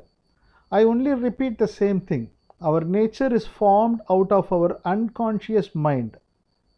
Nobody tells that experiences and feelings contrary to his nature occur to him. Whatever be the structure of the mental nature, only experience of its stature would occur to us. An object loved keenly by us has been lost. Our mind doesn't like the episode. Immediately, our mental nature brings in a sorrowful experience to us. Now, we don't like the sorrow too. We like a sorrowless state. We hate sorrow. We conflict with the sorrow. Therefore, our mental nature creates more and more painful state out of the sorrow. Our mind, by rejecting the existing sorrow, wants to attain a non-existing sorrowless state. That is, it desires to undo an existing reality. By desiring to undo an existing reality, the reality doesn't become an unreality. Hence, there is a pressure created in our mind. In this manner, all our desires create a sort of mental stress in us. This is how the process of our mental functioning is going on. We should understand the same. Questioner: by understanding this, does change occur? Sri: change will occur, but the change is not due to our desire. Questioner: it is not clear as to what you are telling. Sri: we get experiences according to our nature. When we face undesirable experiences, we tend to reject them. When we repulse with an external episode just because we don't like it, mental sorrow is created. Thereafter, as we don't like sorrow also, we reject that too. When we realize that only our repulsion brings in all the problems, we arrive at a conclusion. It would be appropriate to function without any repulsion, and want to repulse the repulsion too. In this way, we are entangled in a vicious Maya, illusion, circuit of repulsion. What would be the root cause of all these quests? A desire to alienate from a state of natural experience, preferring some other choosy states. This desire is the root cause for all such repulsions. Questioner: in that case, you are advocating that whatever experiences occurring by nature should be accepted as they blossom? Sri: it's more or less like that. We don't accept them by deciding to accept. We accept them in a hapless situation, that is, as there is no other choice but to accept, and in a state other than this, there is nothing for us to attain. So to say, our mind remains without any counteraction. So long as there was counteraction, our mind was functioning in two layers, one part a functioning layer and another one attempting to get out of it. The dual functioning role of the mind has been modified, and a state wherein the functioning mind alone operating has been created. Thus, the operating mind flows smoothly like a pravagam, stream, on its own free force and purifies itself. Freedom doesn't signify attaining some sort of a state. Our operating mind, without any compulsion, that is, positive or negative target compulsion, is rather invisible in its natural flow of freedom. Chapter 12. Who am I? Sri Bagavath: you have told that some problems which were problematic earlier are no longer posing as problems now. What kind of realization has occurred in you? Questioner: in the past, I had a measuring yardstick in my mind. I should behave in this fashion. I was thinking that I should reform my inferior feelings and create peaceful mental state, etc. Nowadays, I have realized that I have nothing to do. Hence, I have no mental conflict in me. Without my knowing, I appear with a cheerful face. Even those who had contempt with me are behaving happily with me. Sri, through this realization, what consequences have occurred in you, in your opinion? Questioner, earlier always there was a sort of mental tension in me. Now there is no such thing. I consider the non-conflict with myself as the reason. Sri, when we conflict with ourselves, our mind itself divides into two parts and confronts each other. Either opposing experience or supporting it, another mind confronts. When we don't confront in dual manner, there is no place for double mind. Only one mind exists to create an experience which itself runs smoothly like a river stream and disappears ultimately. It regulates itself in the process. Okay, now do you have anything to be attained? Are there any targets to be achieved? In other words, are there anything mentally to be reached? Questioner, no, I don't have anything of that sort. In the past, I had developed imagination about enlightened state, attaining extraordinary states, etc. in me. Now, there is nothing of that sort. Not only that, I had all along been thinking that enlightened state is a superior experience. Despite your telling repeatedly that it's only intellectual understanding, I didn't believe it. Now I have realized that it's only an intellectual clarity arrived in our average brain. Sri, you have understood what is meant by realization. There is no need for you to confuse whether your understanding is correct or not henceforth. But in support of this, you have to understand another aspect. That is, regarding who am I, you have to intellectually understand. When you sleep well, you don't have I sense. When you get up, then only I sense arises. Only your memory shows you as I. It shows you as seer and the world as seen object. In every object, seer and seen object, both aspects would be there. There won't be any thought without these two aspects. That shows us as this seer. It shows the world as the seen object. Both are part of a single thought. When we sleep, we see dreams. The thought arising in sleep is called as dream. The entire capital for our dream is only our thought. In our dream, there is seer, there is seen world. Both are through and through our thoughts only. In dream, it is dreamt that I have fallen sick and many doctors are consulted and give treatment. Here, the sickly I is also our thought only. The doctors met by us are all our thoughts only. The treatment taken is also our thought only. Everything is formed out of our thought only. Even when we are engaged in our day-to-day life also, it happens similarly. Only our thought reflects on us as well as on the world too. It shows us as the seer and the world as the seen object. Do you know how our thought is formed? Every second it arrives as fresh new thought. In cinema, in every film frame, every scene is printed, which are rolled sequentially. When it is so running, the movie is flashed in the screen. If any scene alone stops still, it means the movie has ceased to operate. Our thoughts also arrive continuously like cinema films. Our thought never gives a still picture, like in the case of a stuck-up movie film still scene. Each and every second, fresh and new thought keeps coming. There is no doubt to anyone on this score.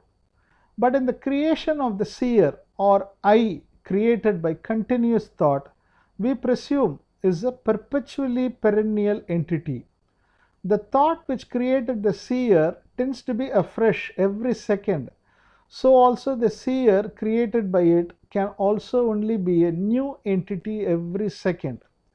But we presume that only one constant person continues to exist, Only your thought shows you as Kalyana Kumar. Therefore, you take it that you are Kalyana Kumar. In fact, the scenes portrayed by your thoughts are all only transitory. Even beyond the thought, you do exist. Your existence is not controlled by your thought. Your thought shows you as limited within some boundaries. That is why you consider yourself as unique, bound by a demarcation, a quality, and a nature. When you don't restrict yourself within a demarcation, your existence has always been beyond any border or nature. You should also realize that your natural feature is beyond any restricted borders. Questioner: you are advising that all feelings and everything should be accepted without any changes. If we accept accordingly, won't such feelings lead us to an erroneous path? Sri: feelings should arrive afresh every second. When we affirm or negate them, it gets stabilized. Only when it gets stabilized, there is a possibility of going to an erroneous path. If we leave our feelings that have spontaneously emanated as they are, realizing that we have nothing to do with them, they would disappear in the same way as they arrived. Questioner: shouldn't we reach a state wherein no bad feelings arise? Sri: only feelings according to our nature can emanate from us. None can tell that feelings contrary to my nature have emanated from me. One can perhaps tell that feelings contrary to my desires have arisen in me, but what exactly is our nature?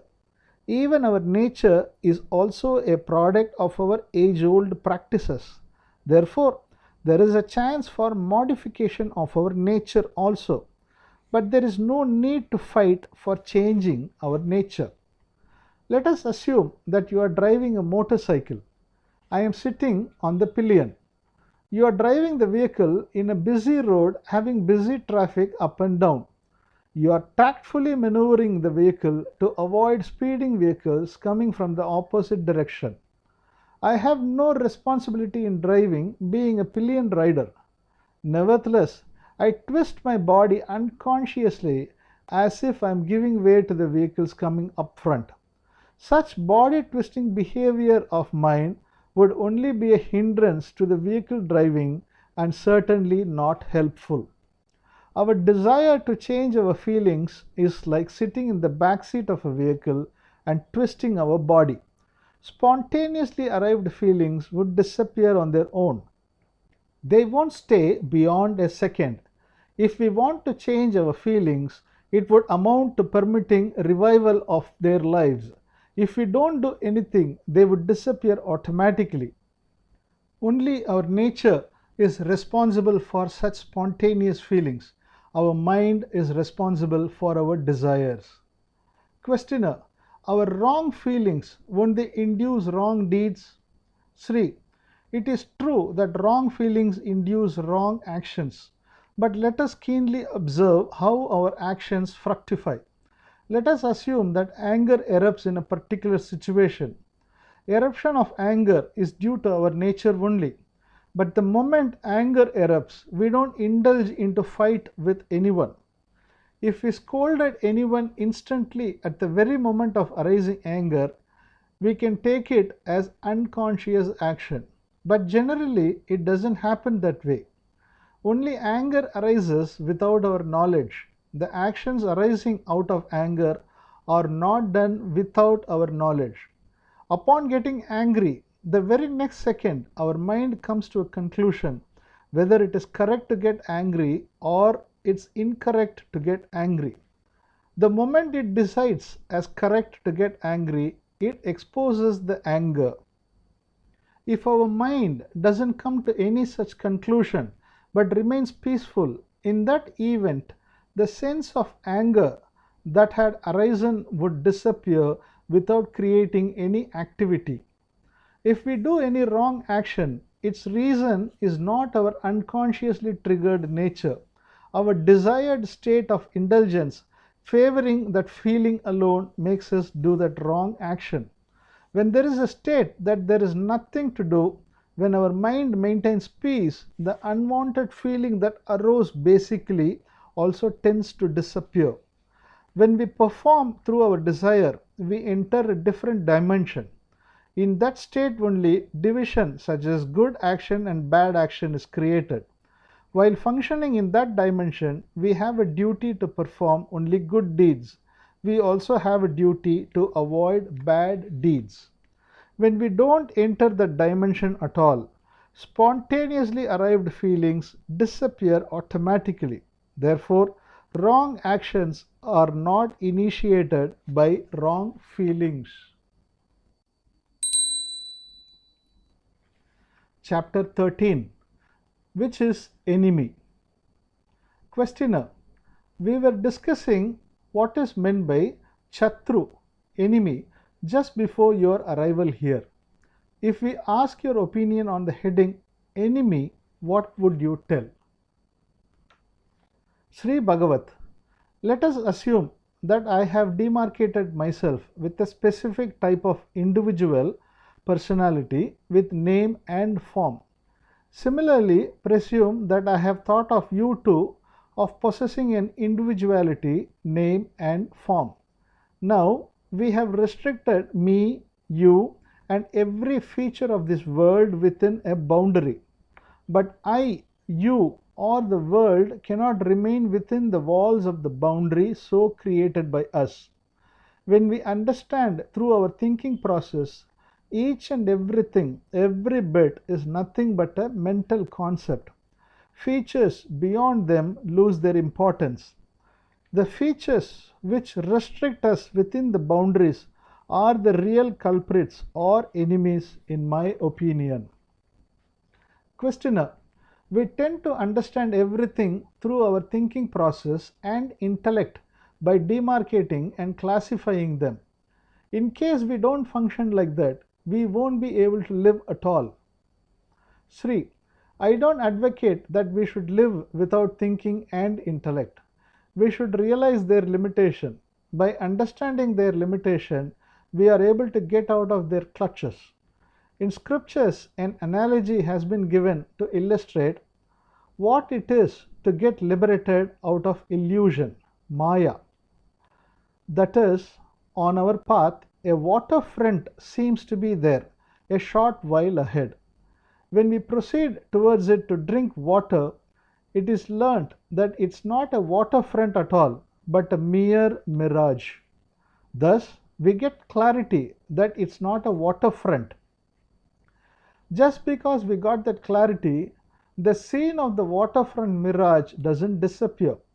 Whenever we travel, the scene of waterfront mirage would certainly appear. But the clarity that it's not water but only mirage waterfront would remain with us.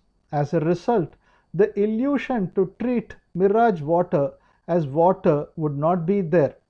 Even though the deception has evaporated, the mirage water won't cease to play its role.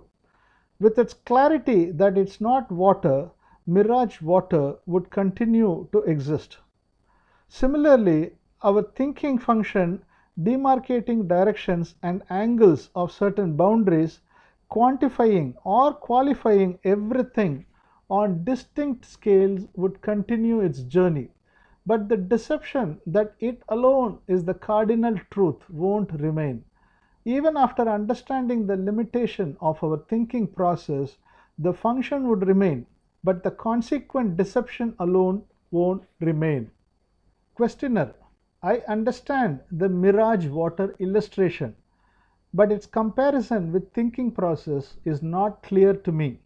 Sri: you used to tell often about Sri Sai Baba's quotation, that is, I am God is half-truth. You too are God is the remaining truth. You used to tell so of Baba's utterances. What is its meaning? You are Swami Ayya is a constructed boundary out of your thought. Whenever you catch hold of the thought, the ultimate truth, you are the Parabrahman, God, universal entity, becomes a hidden vision. In event of your not holding to your nature, that is, the constructed boundary of the individuality, namely Swami Ayya, who really are you? Aren't you a feature beyond any borders? Therefore, we are God doesn't mean merely thinking that we are gods. It is to remain as free beings without restricting ourselves within any boundaries, to maintain beyond any boundaries. In that state, you won't control either yourselves or the world within the frameworks of the mental functionalities. I am indicating such spontaneous, unrestricted, uncontrolled thinking process as an auto-mental function in a state devoid of any illusion. The dictionary meaning of the word Maya is measured perception only. Questioner: we were discussing as to how to function when unwanted feelings arise in us. It is not clear to me. Kindly elaborate the same to me.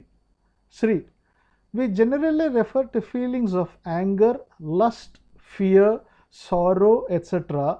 that arise in us as unwanted feelings. Let us assume that in a particular situation, anger erupts in us. It happens without our desire or knowledge, like a flashlight. This is the first part of anger. This occurs unconsciously. This stays like lightning for a second only. This first second only is the first part of it.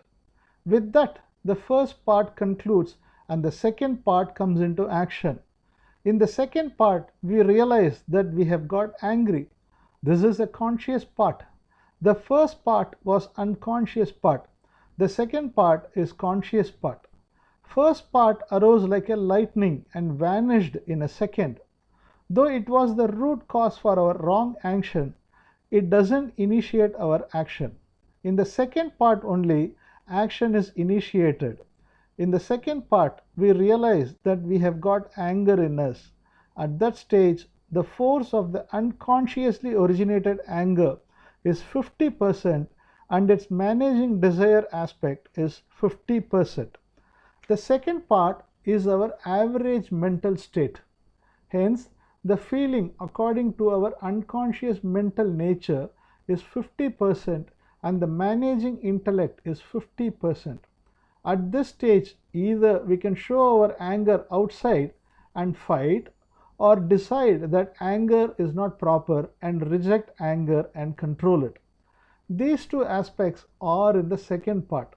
This is the functioning of a common man's mental process. In the second part only, one either gets angry and fights or confronts to control his anger. As the unconsciously arrived anger has concluded in the first part itself, we cannot do any fault without our knowledge. Only with his willingness he can do any fault. At his willing state, he can relieve from faults also.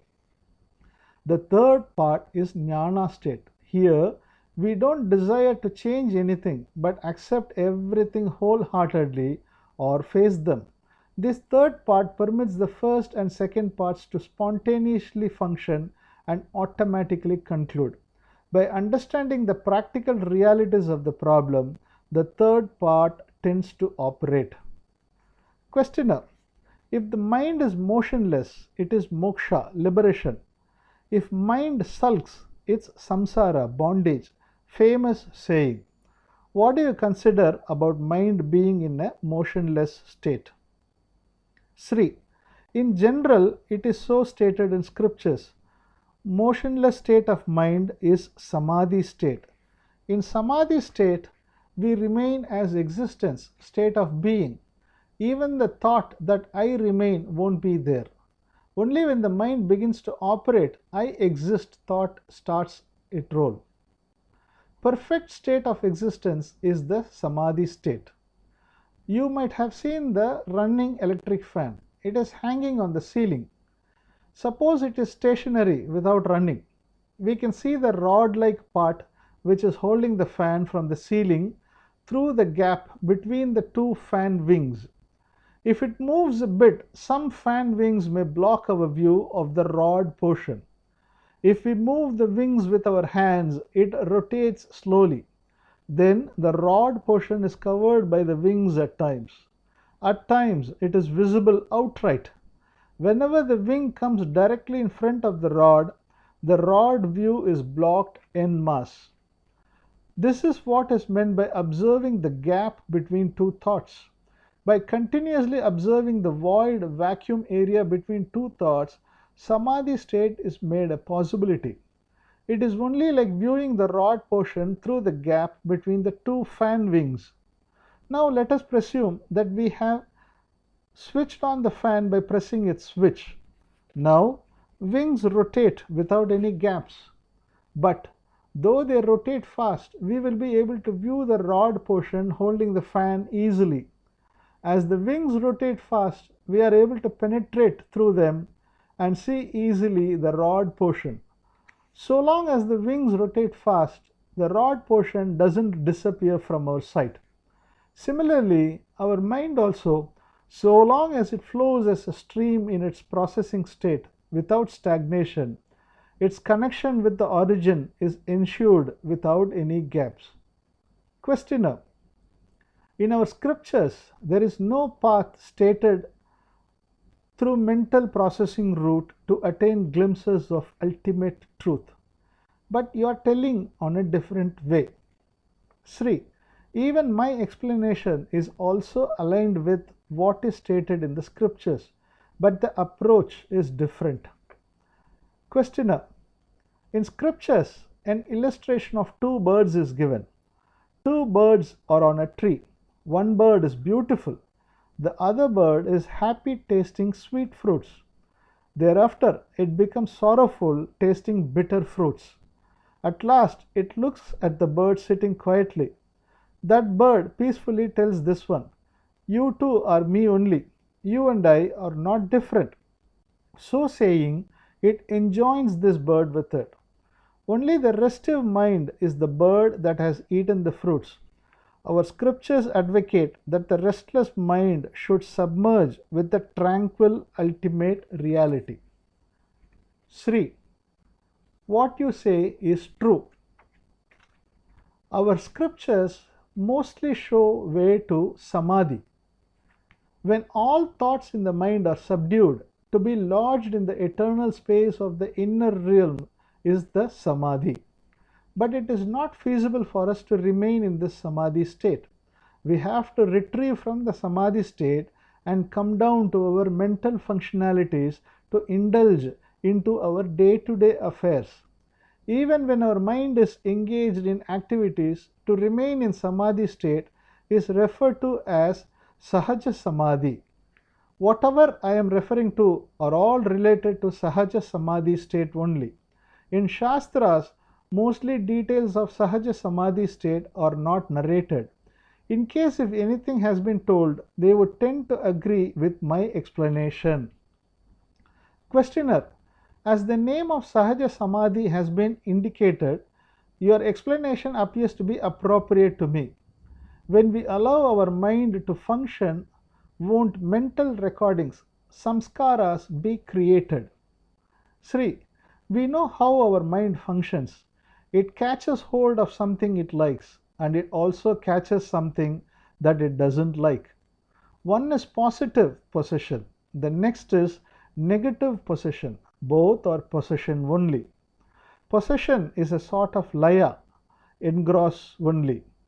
Only through laya our experience is created. When we are engrossed in pleasure, it turns into pleasurable experience. When we are engrossed in sorrow, it turns into sorrowful experience. When we catch hold of pleasure, we do so with an expectation that it should continue more. This sense of security should remain permanently. When sorrow hits, we get hold of it with an anticipation that it should leave us. Our expectation in the form of likes and dislikes only remain as factors of our functioning. If we are not entangled in likes and dislikes, we won't cling to anything. Then our mind functions on a free flow. When it operates on a free flow, no mental recordings are generated. Only when it is attuned on a positive or negative note, a recording is generated. Have you seen the village women working in their kitchen? They would take out fire pieces to put on coconut shell pieces. They would take out fire pieces quickly by bare hand and put it on coconut shell. Though the fire piece is taken by hand, it doesn't burn the hand. Similarly, even though we perform action using our mind, when the mind is on free flow, it doesn't create any recording.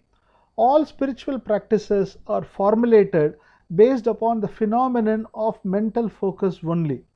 Mental concentration is certainly an essential feature.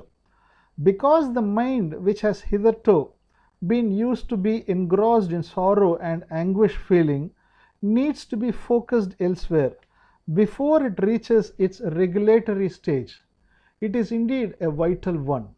But our journey doesn't end with mental focus. Now I am advocating mental dissolution, that is, mind without stagnating anywhere, smoothly flowing like a river stream. Mental dissolution does not signify total absence of mind. To retrieve the mind from its rock solid state and to liquefy and allow it to flow freely, this process is mental dissolution. Questioner: why the scriptures don't clarify and advocate mental dissolution? Sri: our mind by nature always tries to attain something or to leave something. If we tell such a mind, you need not do anything, it won't accept such a view. Therefore, we have to go along with the mind on its own path while giving suitable views in the process of regulating it. At the peak state of mental focus, the non-sustainability of the concentration powers would be understood by the mind itself. At that stage only, it would be empowered to come out of the mental focus practices. That too happens only under hectic pressure situations. Because nothing is needed. I don't need to attain anything. I don't want anything for myself. Such a conclusion is not so easy to arrive at, because to arrive at such a decision is as good as staring at death. The state of nothing to attain is only death as far as our mind is concerned. It's disillusion. When we don't catch hold of something, liking or disliking it, at that state all our functions tend to become spontaneous moves. Any automatic function doesn't anchor on anything. It goes on moving like a buoyant river, flowing with full stream, springing on and on. We can't attain the state of there is nothing to attain. It is a state wherein all the desires have been completely abandoned. Sannyasa, monkhood, originates at this point only. Chapter 14. Why is it not so clear to me? Questioner: I have understood very clearly. It appears that the problems have resolved. But again, some problem arises. It's not clear how to find solution. Sri Bagavath: it should be taken that all the problems crop up according to our nature. Questioner: I take it only that way. Even then, solutions are not in sight. Before reading Osho, there were many problems. He advises to peacefully observe our problems. When we observe so, the velocity of the problems tend to decline. I have retrieved from many problems, but I am unable to retrieve fully. Sri: we always like only success. We are not ready to accept failure. The mentality to accept failure wholeheartedly is important. To accept our inability is indeed important. Only experiences according to our nature fructify. It can happen only that way. We have to understand that. To think that it should happen as per our liking is tantamount to confrontation with our nature. Questioner: if we accept failure wholeheartedly, will the problems be resolved? Sri, even the thought that the problems should be resolved is also an effort towards success. Whether the problem is resolved or not, to accept our inability that I can't find a solution for this, only then it would amount to accepting our failure wholeheartedly. Questioner, even if we accept our inability and our failure, our problem is not resolved. Sri, so long as there is anticipation that the problem should be resolved, we seek success at some remote corner and reject the failure. Questioner, is your view applicable only to monks who have no worldly duties or responsibilities? Sri, my statement more or less stresses features of monks, but this is rather mental asceticism. It stresses only release from mental feelings. It doesn't advocate release from external affairs or duties. I will be pointed on a higher mental plane, cling to superior experiences. So saying alone causes the base for all problems. It is our duty to construct good external environment. To perform good deeds is indeed our duty. If we battle to attain a good status in our mental realms also, it would result in an endless conflict. We should resort to renunciation only in our inner realms. It is not a proper approach to run away from external affairs. Questioner, you are telling that if problems are left as they are, everything would be all right. Several wars have been waged. Sri Lanka was on a destructive path. Iran-Iraq war was in progress. They were only on the rise. Sri, they all are external happenings. These happenings need to be set right only by our own efforts. They won't regulate themselves. As far as external happenings are concerned, there are good things as well as bad things too. Right and wrong concepts are all there. It is essential to do good and correct ones. They won't take place on their own accord. We only have to set them right. We have to follow judicious ethical values. Only with regard to inner realms, judicious values should not be insisted upon. Questioner, in life, whatever that happens to us, have they already been predetermined? Can yoga, yogic medication, etc. help us to overcome them? Sri, I have heard that a question was posed to Sri Sai Baba. That is, someone raised a question to Sri Sai Baba. You are curing the disease of some people. Some others' diseases are not cured. Why do you show such partiality? Sri Baba replies to this. Full responsibility to cure doesn't vest with me. I can only do the role of rearranging one's karmas either forward or backward. I can only prepone his karma which is there back in his karma list, or postpone his karma from present time to later period. Only that much I can do. Only that I am doing. Such rearrangements are all only temporary shifts. But if you attain liberation, you tend to get complete freedom from all your karmas once and for all. Just because we are subjecting ourselves to mental sense of pain, pleasure, taste, all problems appear to be problematic. This sense of liberation enables you to accept both the pain and pleasure smoothly. Once we get equanimity and seasoned to treat pain and pleasure at par, the karmas and even the worldly problems take a back seat. Questioner, how should the Guru-Sishya, master-disciple relationship be?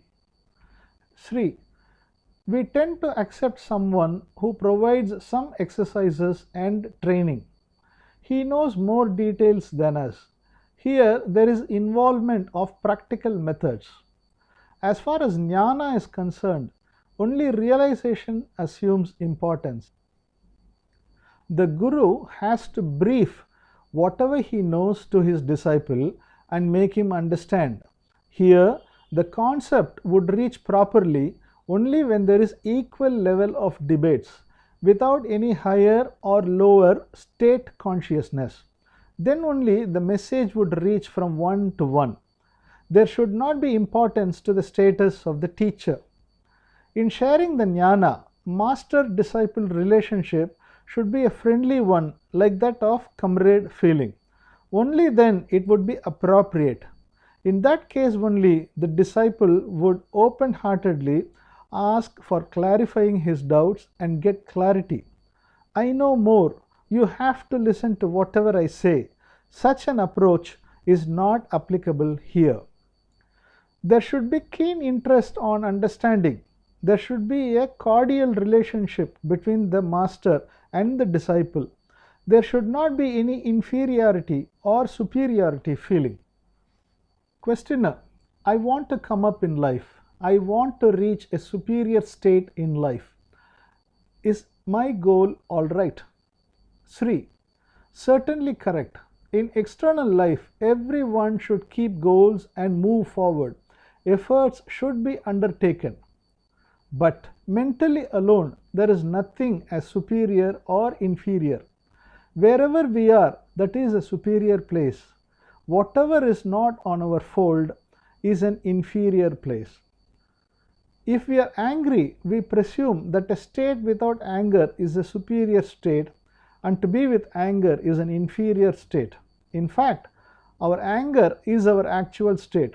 It is the superior state.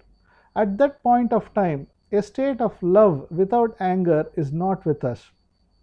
Therefore, it is only a state of deceiving us. Any deceiving state is only an inferior state. It should not be adopted for external world. There, it should not be construed that whatever state we are in is the superior state.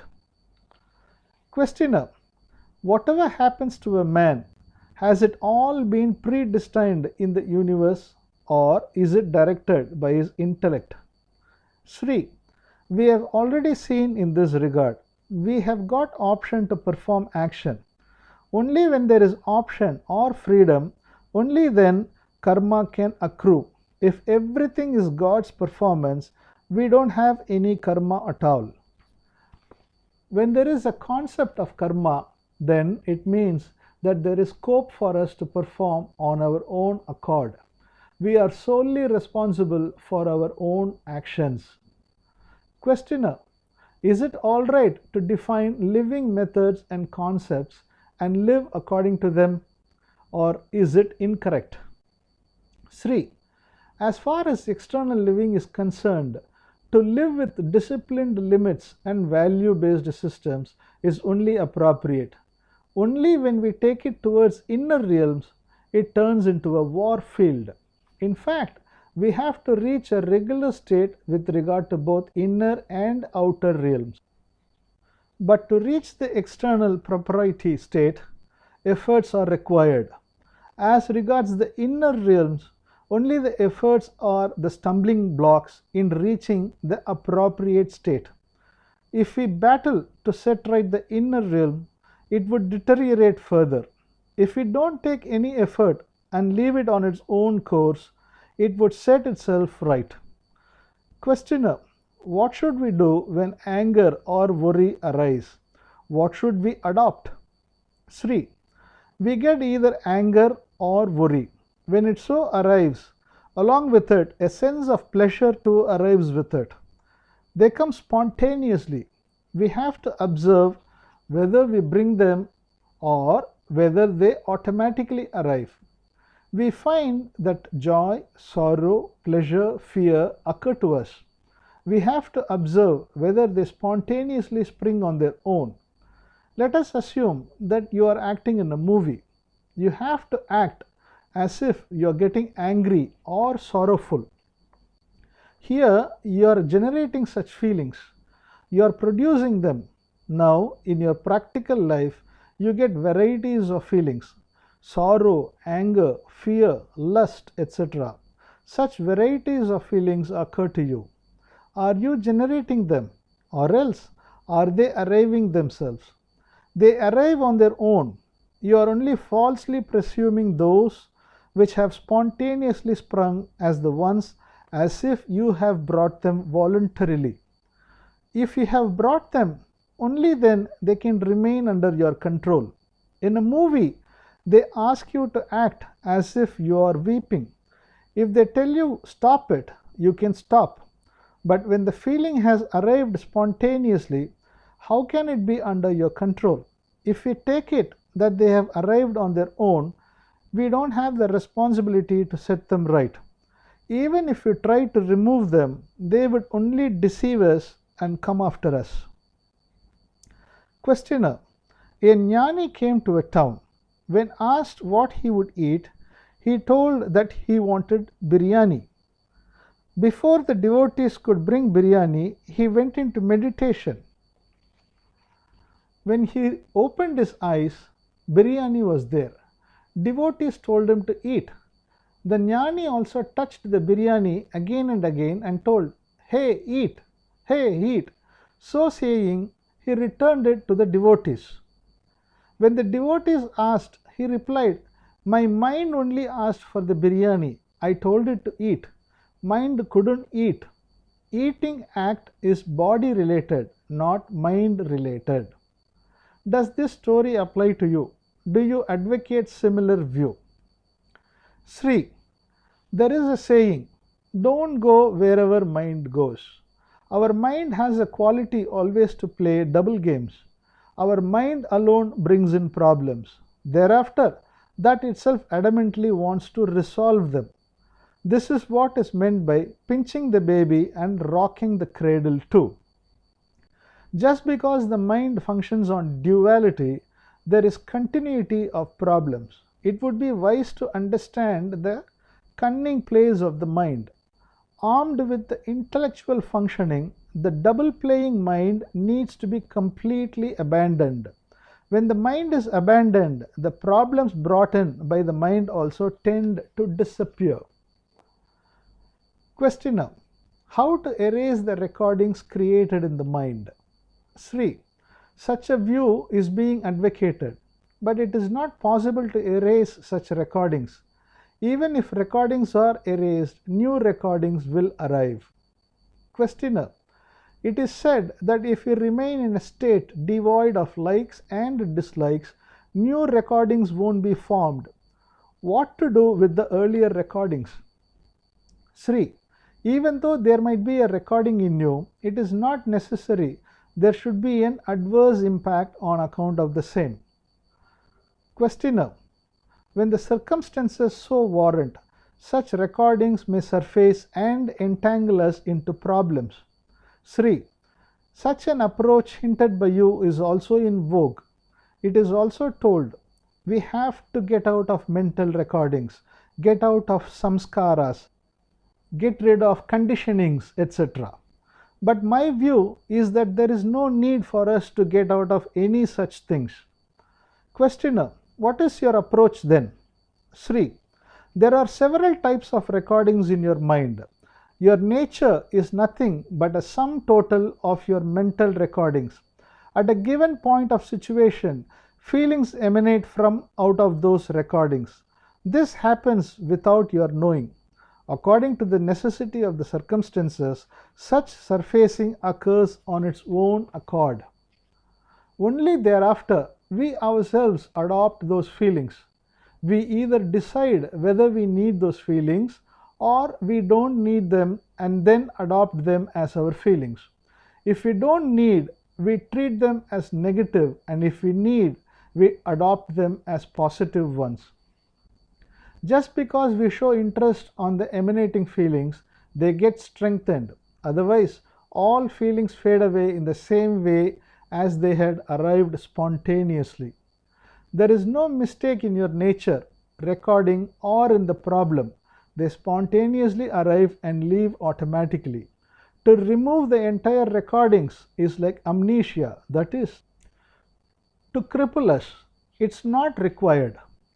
Questioner: aren't our thoughts considered as hindrance to pass to a state of mind transcended samadhi?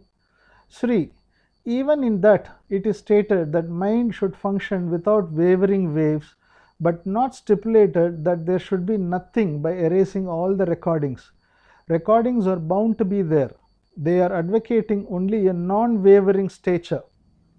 Only in this manner the training to keep mind in a still state en route to samadhi is imparted. In that samadhi state, the mind is in a still state. As soon as the samadhi is disengaged, again the mind starts wavering. From all recordings, feelings are bound to surface. There is no problem with regard to the recordings. It is solely in our hands whether to empower them or to disengage them. Reaction, according to the circumstances, is bound to emanate spontaneously. When we discriminate wanted or unwanted, that reaction gets strengthened. Or even by fighting against the nature also, the nature becomes stronger. Even by trying to retain the nature, it gets fortified. Questioner: then how else is it possible to get out of the thought waves?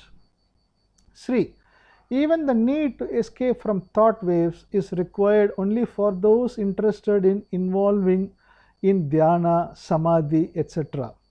It is enough that we don't give any importance to thought waves. Then we would reach a state beyond their reach. Have you seen those taking bath in the sea? If you resist the sea wave, it would bundle you out. Without resisting it, if you just bend down, it would smoothly pass away above your head. You can take bath peacefully from where you are. Even tall waves would come. We can stand where we are without moving and take bath. It is enough if we bend down beneath the wave.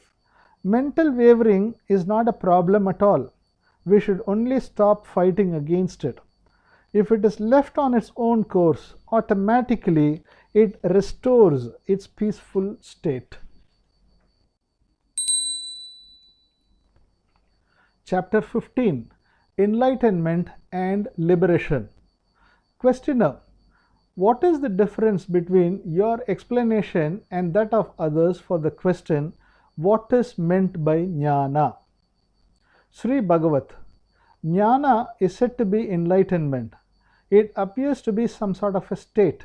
In my view, Nyana is only a perspective with clarity.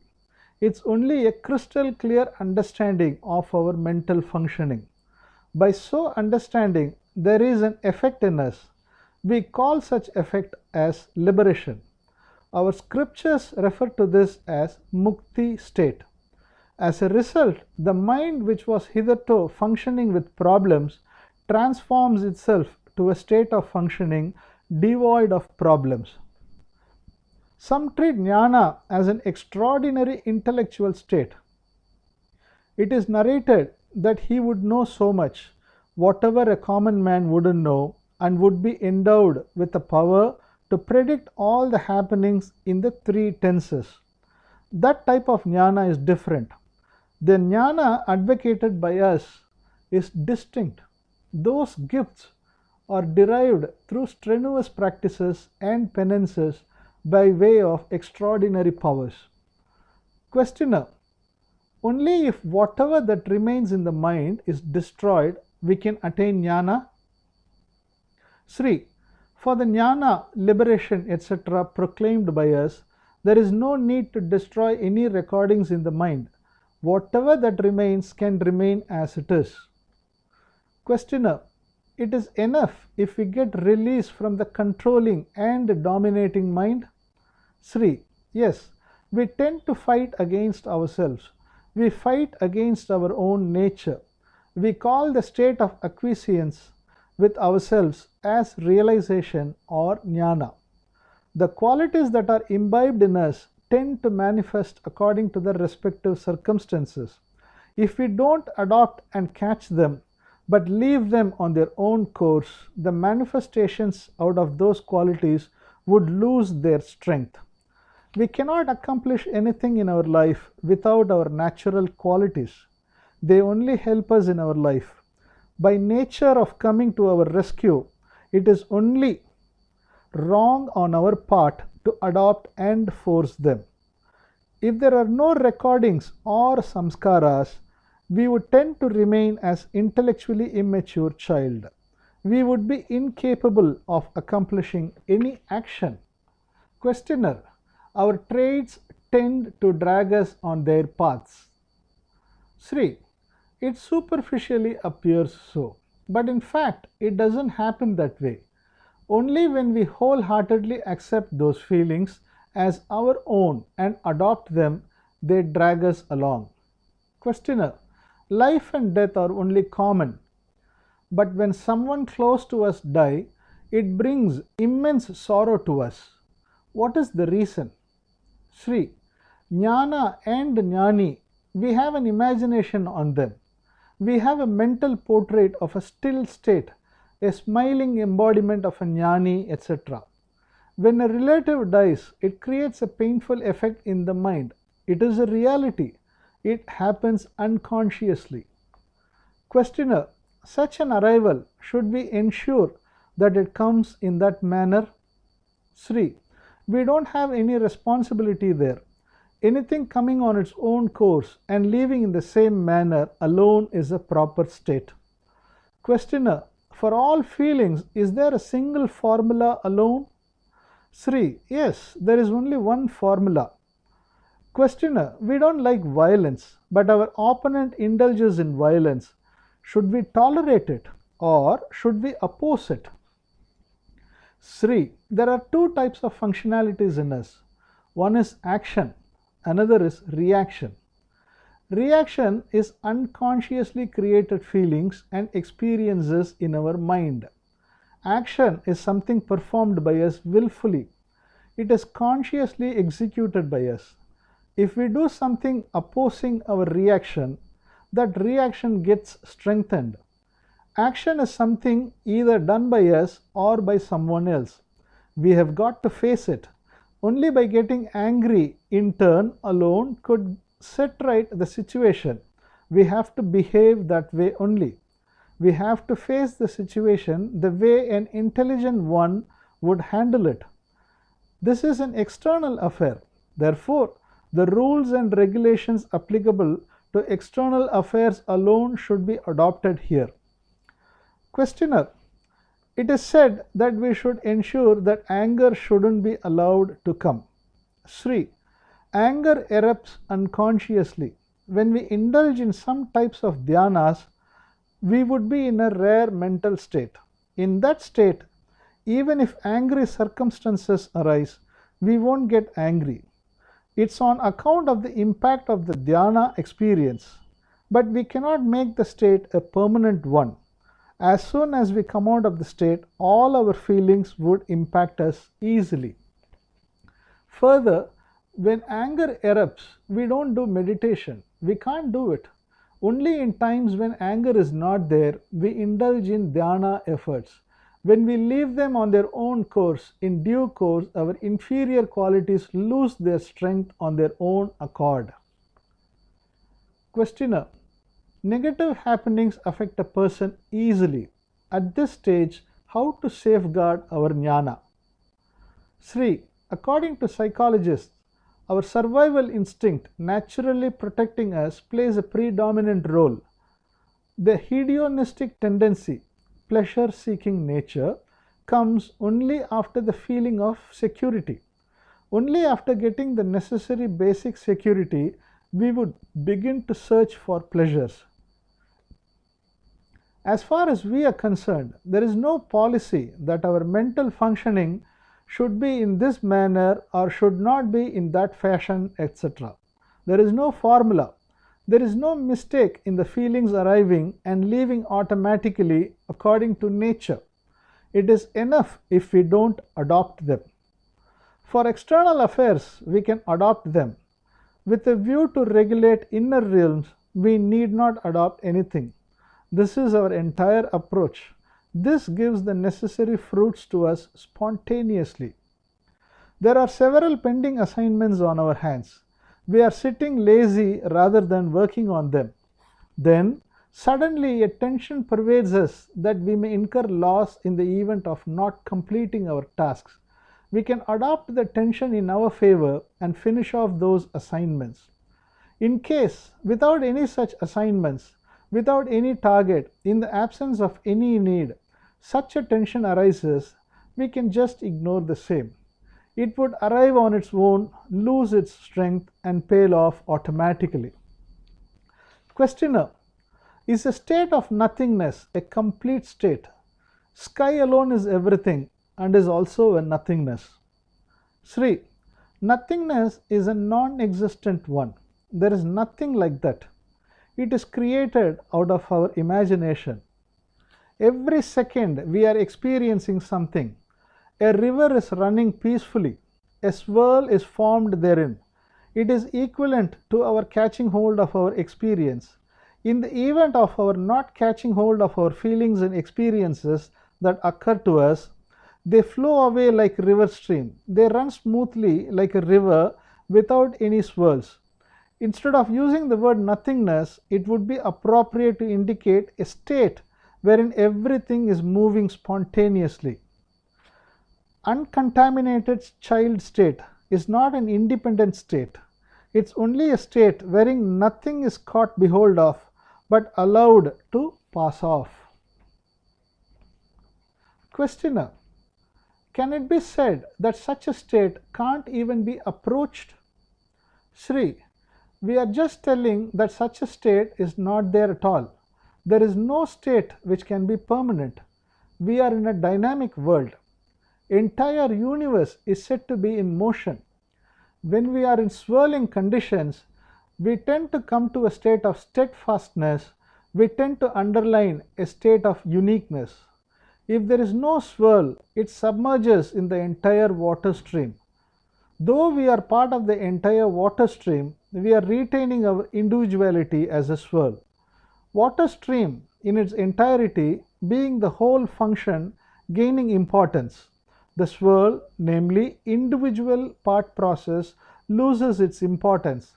When the individual function loses its importance, the whole function gains value and importance. Nothingness loses its conceptual state itself. It doesn't signify a void devoid of anything. We lose our individuality. Questioner: we lose our state of existence? Sri: instead of state of existence, we lose our individuality. Only our individuality is responsible for duality. As the swirl is formed temporarily according to necessity, individuality is also a momentary status. We have imagined a state of swirlless one. The swirl state and state of individuality are quite essential.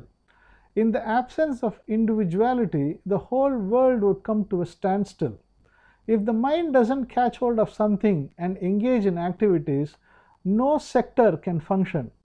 If we keep our goals at waveless ocean, etc., we can't live like that at all. It is feasible perhaps only for samadhi state or else in a state of deep sleep. Questioner: I am learning from a guru. Now I am living with my family. Shortly I am planning to leave my family. Sri: in general, we keep some sort of stubbornness as our life pattern. We should be like this, never like that. They are all obstinate natures only. As it would be obstinacy to insist staying with family, so also resist staying with them. To live casually with whatever is there would be appropriate. Simple living is correct. Only adamancy brings in all problems. Your stubbornness has brought in all the problems. If you live adamantly away from your family, at your later life, it would dawn on you that such separation itself was indeed incorrect. If stubbornness is not there in us, there is no nature at all for us. Only so long as your individuality is upheld, a thought figures that the world is functioning either favorably or unfavorably. As long as there is something for you to attain or abandon, you tend to give importance for a unique quality or obstinacy. A state without stubbornness is your inborn state, natural state. Questioner: is prarabdha karma our nature? Sri: yes. For the present, prarabdha alone forms as our nature. Prarabdha alone has been brought in by us for our actions. Through our activities, we gain new experiences, new qualities as fresh additions. Questioner: is it our only duty not to accumulate agamiya, new karma? Sri: agamiya, prarabdha, etc., all of them lose their strength. When there is a state wherein we don't insist, I want this or I don't want that adamantly, agamiya and prarabdha remain in dormant conditions. Everything turns into liquid state and flows away smoothly. Otherwise, we take everything into a frozen, solidified state. When everything functions and runs on a flow of pravagam, stream, there is no damage even out of bad qualities also. At that stage, even our prarabdha comes to our rescue. We can never live just by remaining as a child. Life would be possible only if there is some sort of stock in our hands. Our nature, prarabdha, etc. are all indeed essential. In the absence of confrontation, fresh karmas don't accumulate. Agamiya is not generated. Questioner: it is told that for a detached mentality, brahmacharya is essential. Sri: nothing is essential. Only the stubbornness is the problem. Questioner: it is said that only through brahmacharya, isolated ego can be separated from individuality and one can reach living in a witness state. Sri: there is nothing as isolated ego separated from individuality. There is an ego without any individuality in everyone. We refer to it as uncontaminated, innocent state. Questioner: can we take the entire universe as ego? Sri: even if we take it that way, it would only be an intelligent discovery, only a resolution. It is not required. Questioner: are there previous and next births? Sri: it seems to be there. Liberated ones, if they need, can take birth. There won't be a compulsion to take birth. Chapter 16: Experiences Monotony, Path to Freedom. Questioner: I have plenty of obstinate nature. If someone scolds me, it troubles me for a long time. I don't know how to retrieve out of my adamancy. Sri Bagavath: whether we get stubbornness or any other type of feelings, only when we ourselves cherish and decide to be adamant, only then it affects us. If we are adamant unknowingly, the moment we realize it, it loses its force. Wrongful feelings or habits that occur to you unconsciously have to be observed, because the moment you discover them, they would cease to exist. When we act desirelessly, it gets life to it. Even to think that it should not arrive amounts to giving life to it. Questioner: if someone is keenly interested in eating, in due course he gets fed up with it. Another is interested in dressing varieties of clothes. After passage of time, tedium sets in and significance is reduced. In this manner, through experiencing enjoyments, indeed possibilities of getting out of them do open up. Sri: here, if we look at the predominant aspect, it would be pleasurable enjoyment only. Only the pleasure-seeking mentality plays a pivotal role. Let us assume someone shows keen interest on coffee and drinks coffee one after another. While drinking the first cup, it would taste very well and give him enjoyment.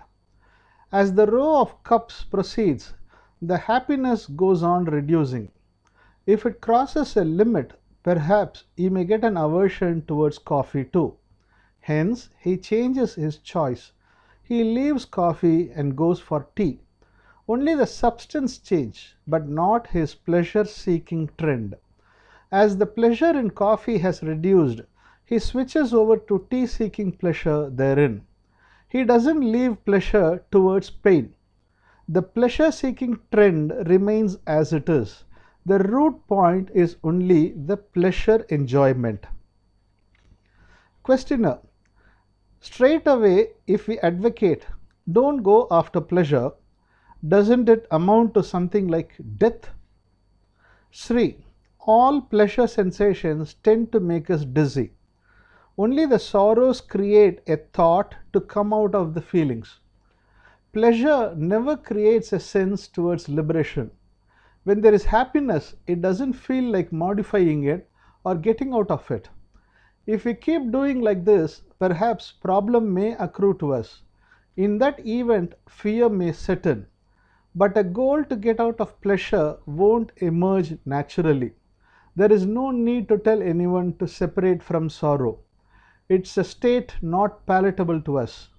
As there is a sense of pain in it, unknowingly we would desire to get out of it.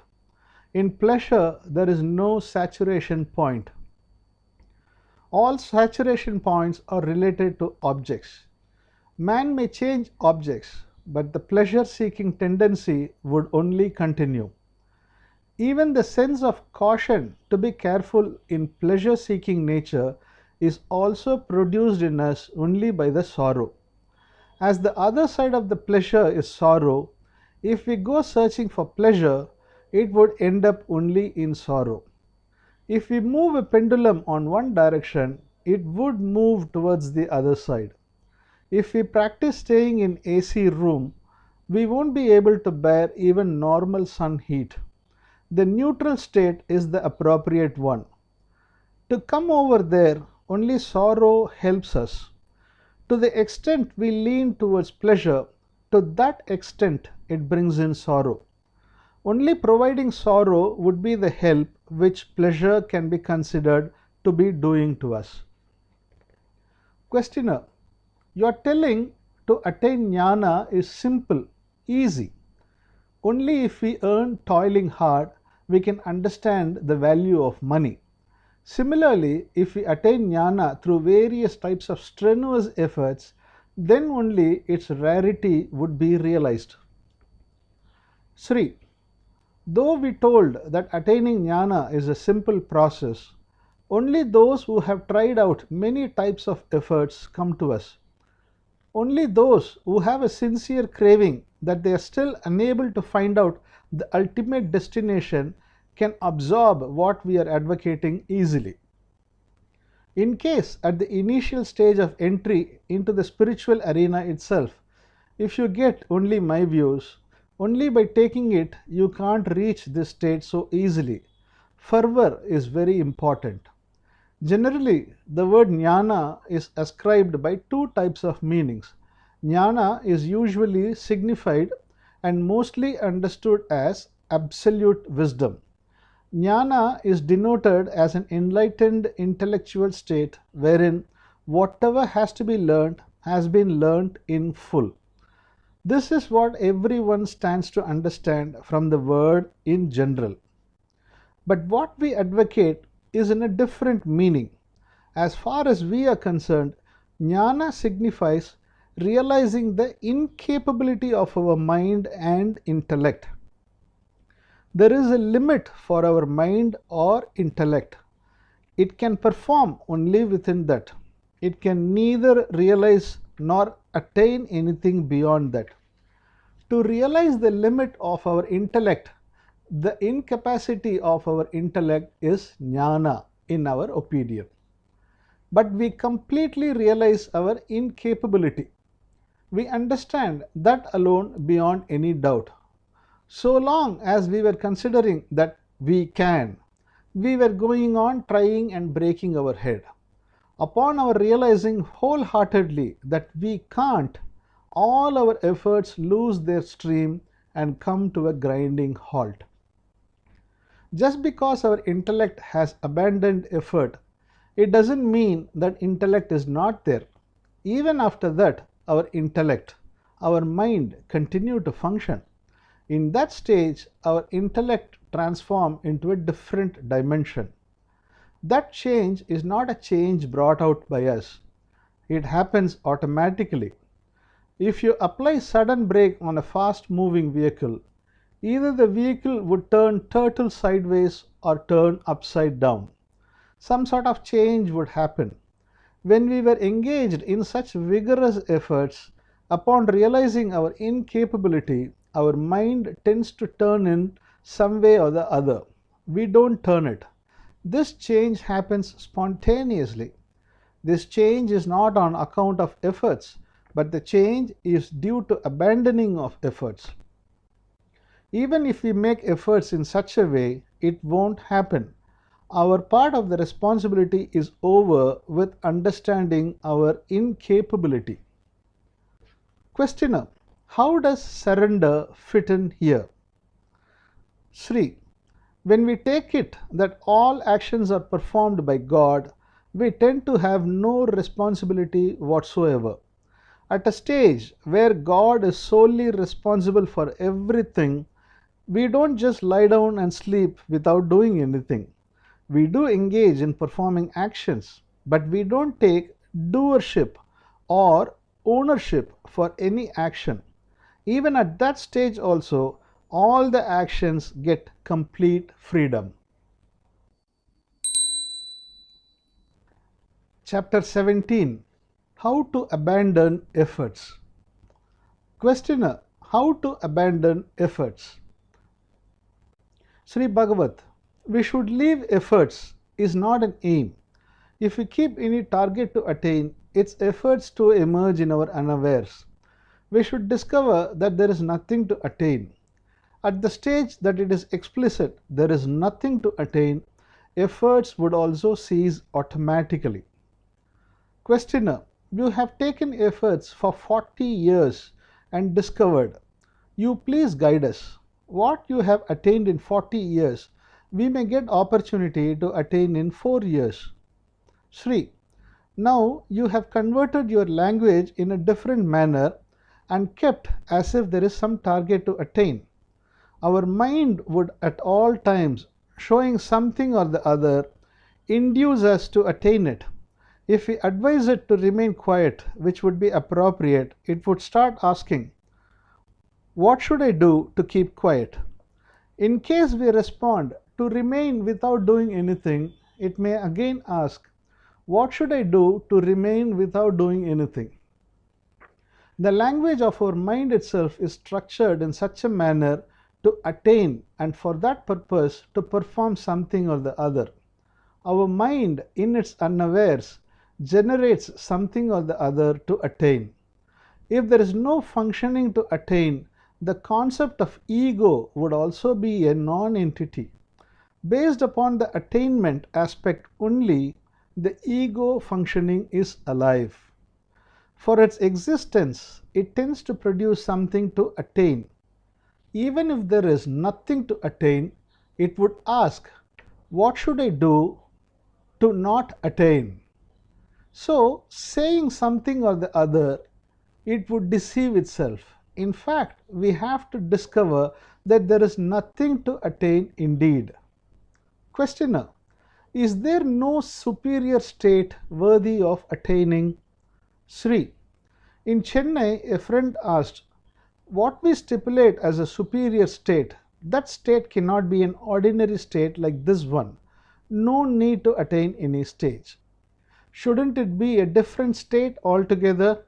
Shouldn't it be a different experience stage completely? Such is what my mind keeps saying. If I had come to a stage, only if it is a stupendous stage, I would be getting a feeling of complete satisfaction. Shouldn't I keep getting a sense that I am in a good state? He was asking about it in this manner. But he wasn't a common man. He has scholarly education and business background. He possesses multifarious spiritual experiences. If we look at a point when we get satisfaction, it would be only when we derive bodily, sensually, mentally a sort of satiation. We would feel it as contentment. Only when such a feature is in operation, we get a thinking that it is enough and nothing else is required. In reality, if we presume to have attained such a state, it would turn out to be a big battle even just to retain it. Later, that itself would bring in many types of problems. But unknowingly, our mind imagines such a state and searches for it. That too, we have an expectation that such a state should remain permanently. If it remains so, it could only be a frozen state. But what we advocate is not certainly a frozen state. To go through a single experience is contrary to truth. There is no such experience at all. But we imagine ourselves of such a permanent experience and think that if we reach such a state, all our problems would be resolved. Such an imagination is only wrong. There is no state of experience equivalent to perennially satisfy our mind, body, and feelings. Even all our expected states of experiences may fructify through our strenuous exercises. But even the superior state of experience would also bring in a sense of monotony in course of time. Therefore, any state that would give a permanent satisfaction doesn't exist in reality. Some may get varieties of blissful experiences. I too have crossed through such experiences to present state. Sometimes blissful experiences occur from hair to nail, but when they tend to prolong, even our body will not be able to withstand them. In the event of staying with that experience further, our physical health would also be impaired. But when that experience starts, we tend to think, oh, this experience is so high and satisfying. How nice it would be if we stick to it forever. But if we keep that experience beyond measure, it would bring in physical ailments. Pleading ultimate state, ultimate object experience, etc., if we adopt something, it amounts to cheating ourselves. We may get some expected experience too, but only after attaining it, it would be known that it is not worthy experience at all. Till such time we keep expecting such a state, our search won't stop. Only if search stops, it would mean that we have attained what we have to really attain. If we keep searching something, we would tend to discard everything other than that. In the event of nothing to search so, there won't be anything to choose from. We choose objects and experiences depending only upon our search. When there is a state of no search, there is no such state of choice too. In that stage, whatever experiences that occur in your unawares, we tend to be with them. Though we stay with any experience, that experience turns into an automatic experience. We can't catch hold of any experience. Whether it is a good experience or an unwanted one, we can't seize anything. Some used to tell, I find anger as highly problematic. I get angry very easily. I used to tell them in lighter vein, Sir, you get angry very easily. It's difficult to control anger, but getting angry is easy for you. Okay, from today morning to evening, please be angry and show it. Let us see, if we tell so, what will you do?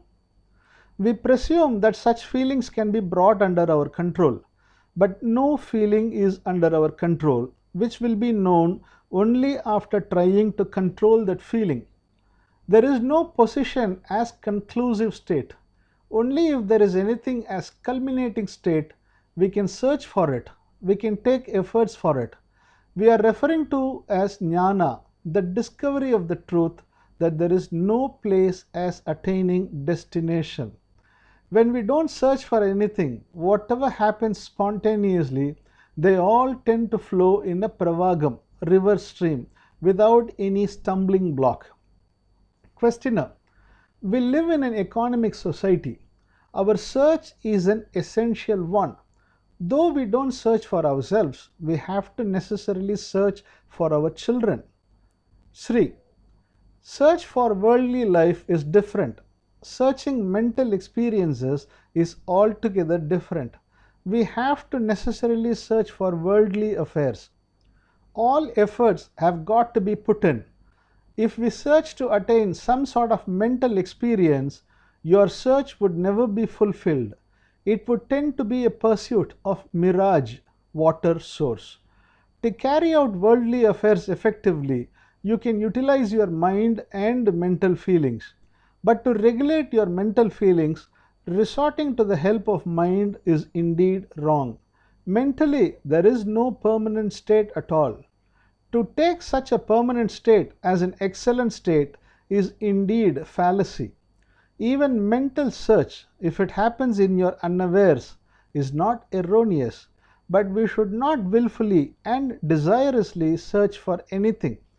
Any unconscious search would cease on its own. Questioner: while taking efforts for worldly needs, it is but natural that in the mind also its impact and efforts do reflect. Sri: it would reflect so. It should make such impacts.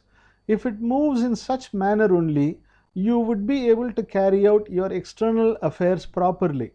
Questioner: because of this, our mind unnecessarily wavers and loses sanity at times. Sri: first your mind moved for worldly affairs and tried to regulate them. It was a necessary movement, essential effort. Now you have come to the next level. You say that your mind wavers unnecessarily. Thus, a thought arises that we have to keep our mind in peace without mental waves. This is the mistake. To confront that our mind should function in this way, or should not operate in that way, etc., are wrong. Physically, externally, we have to correct something, but psychologically, we need not do anything.